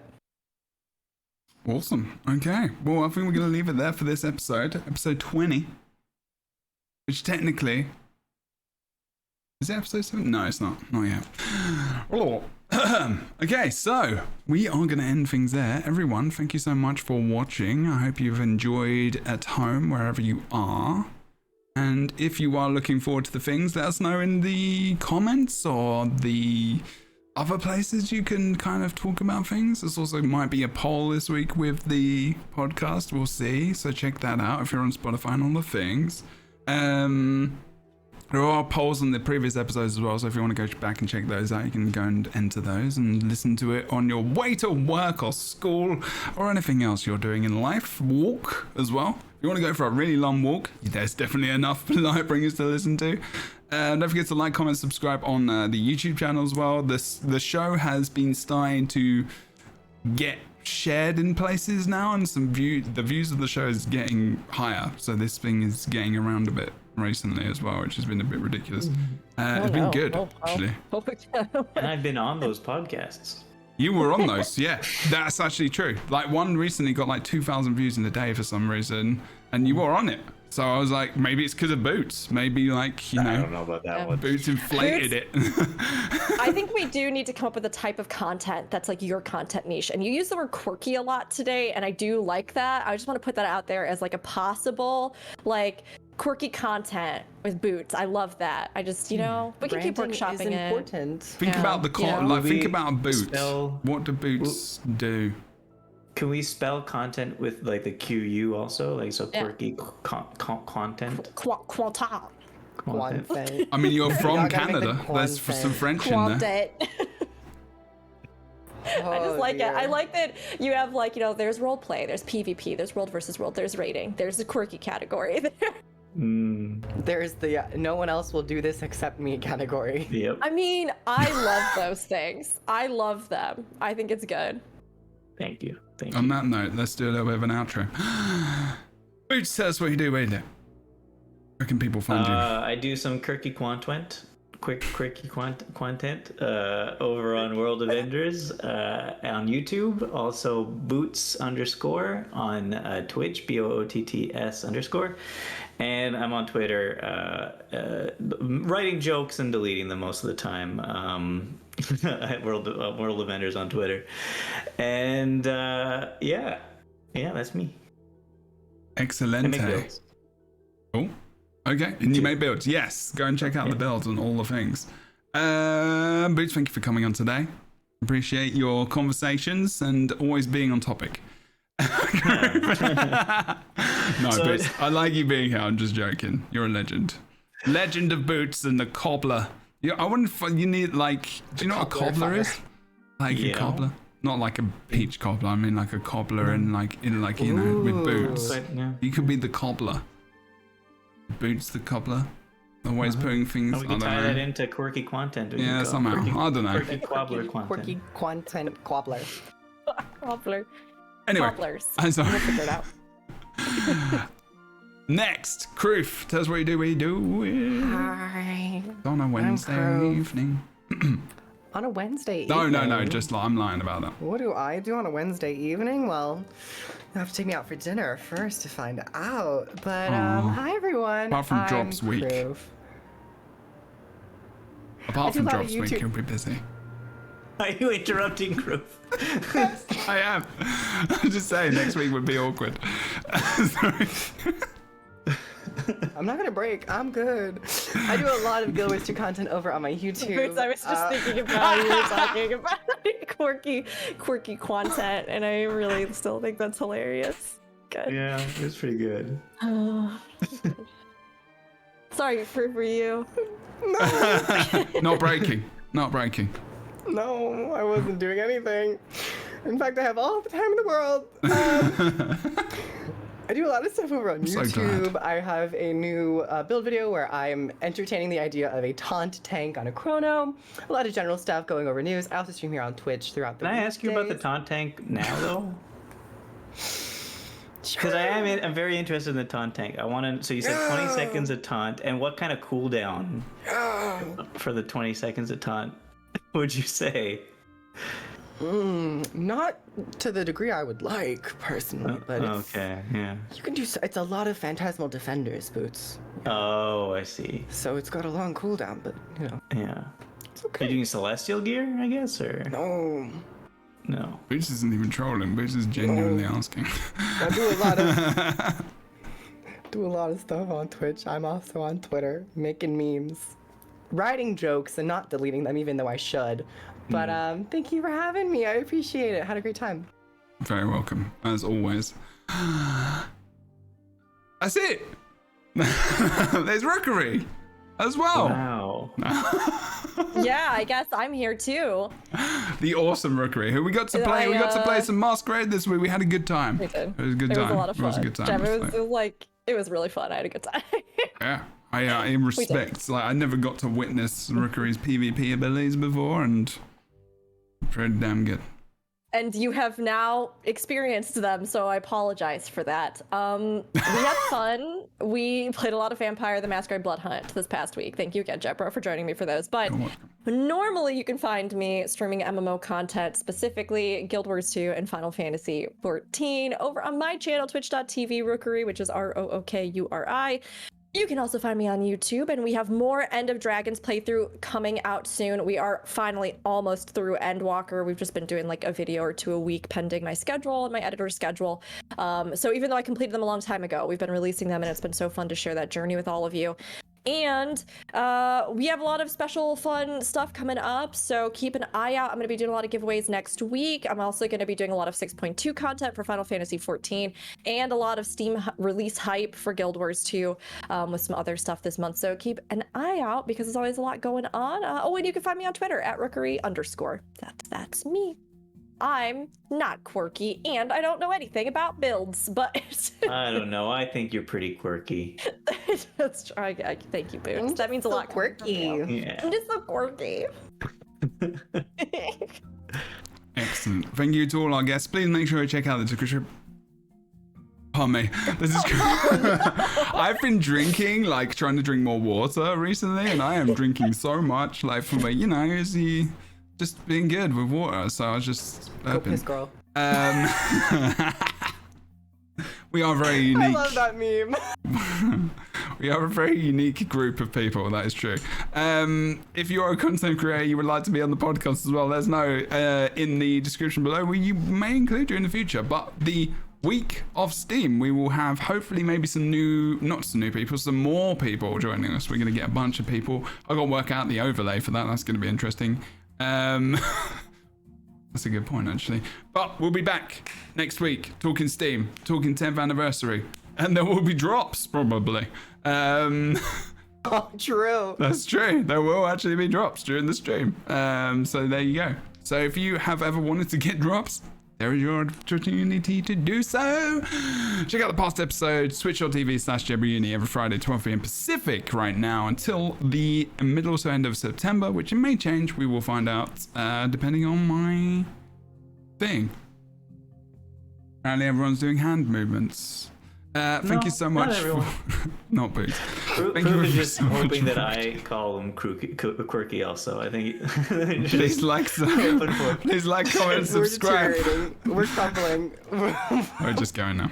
We're losing it.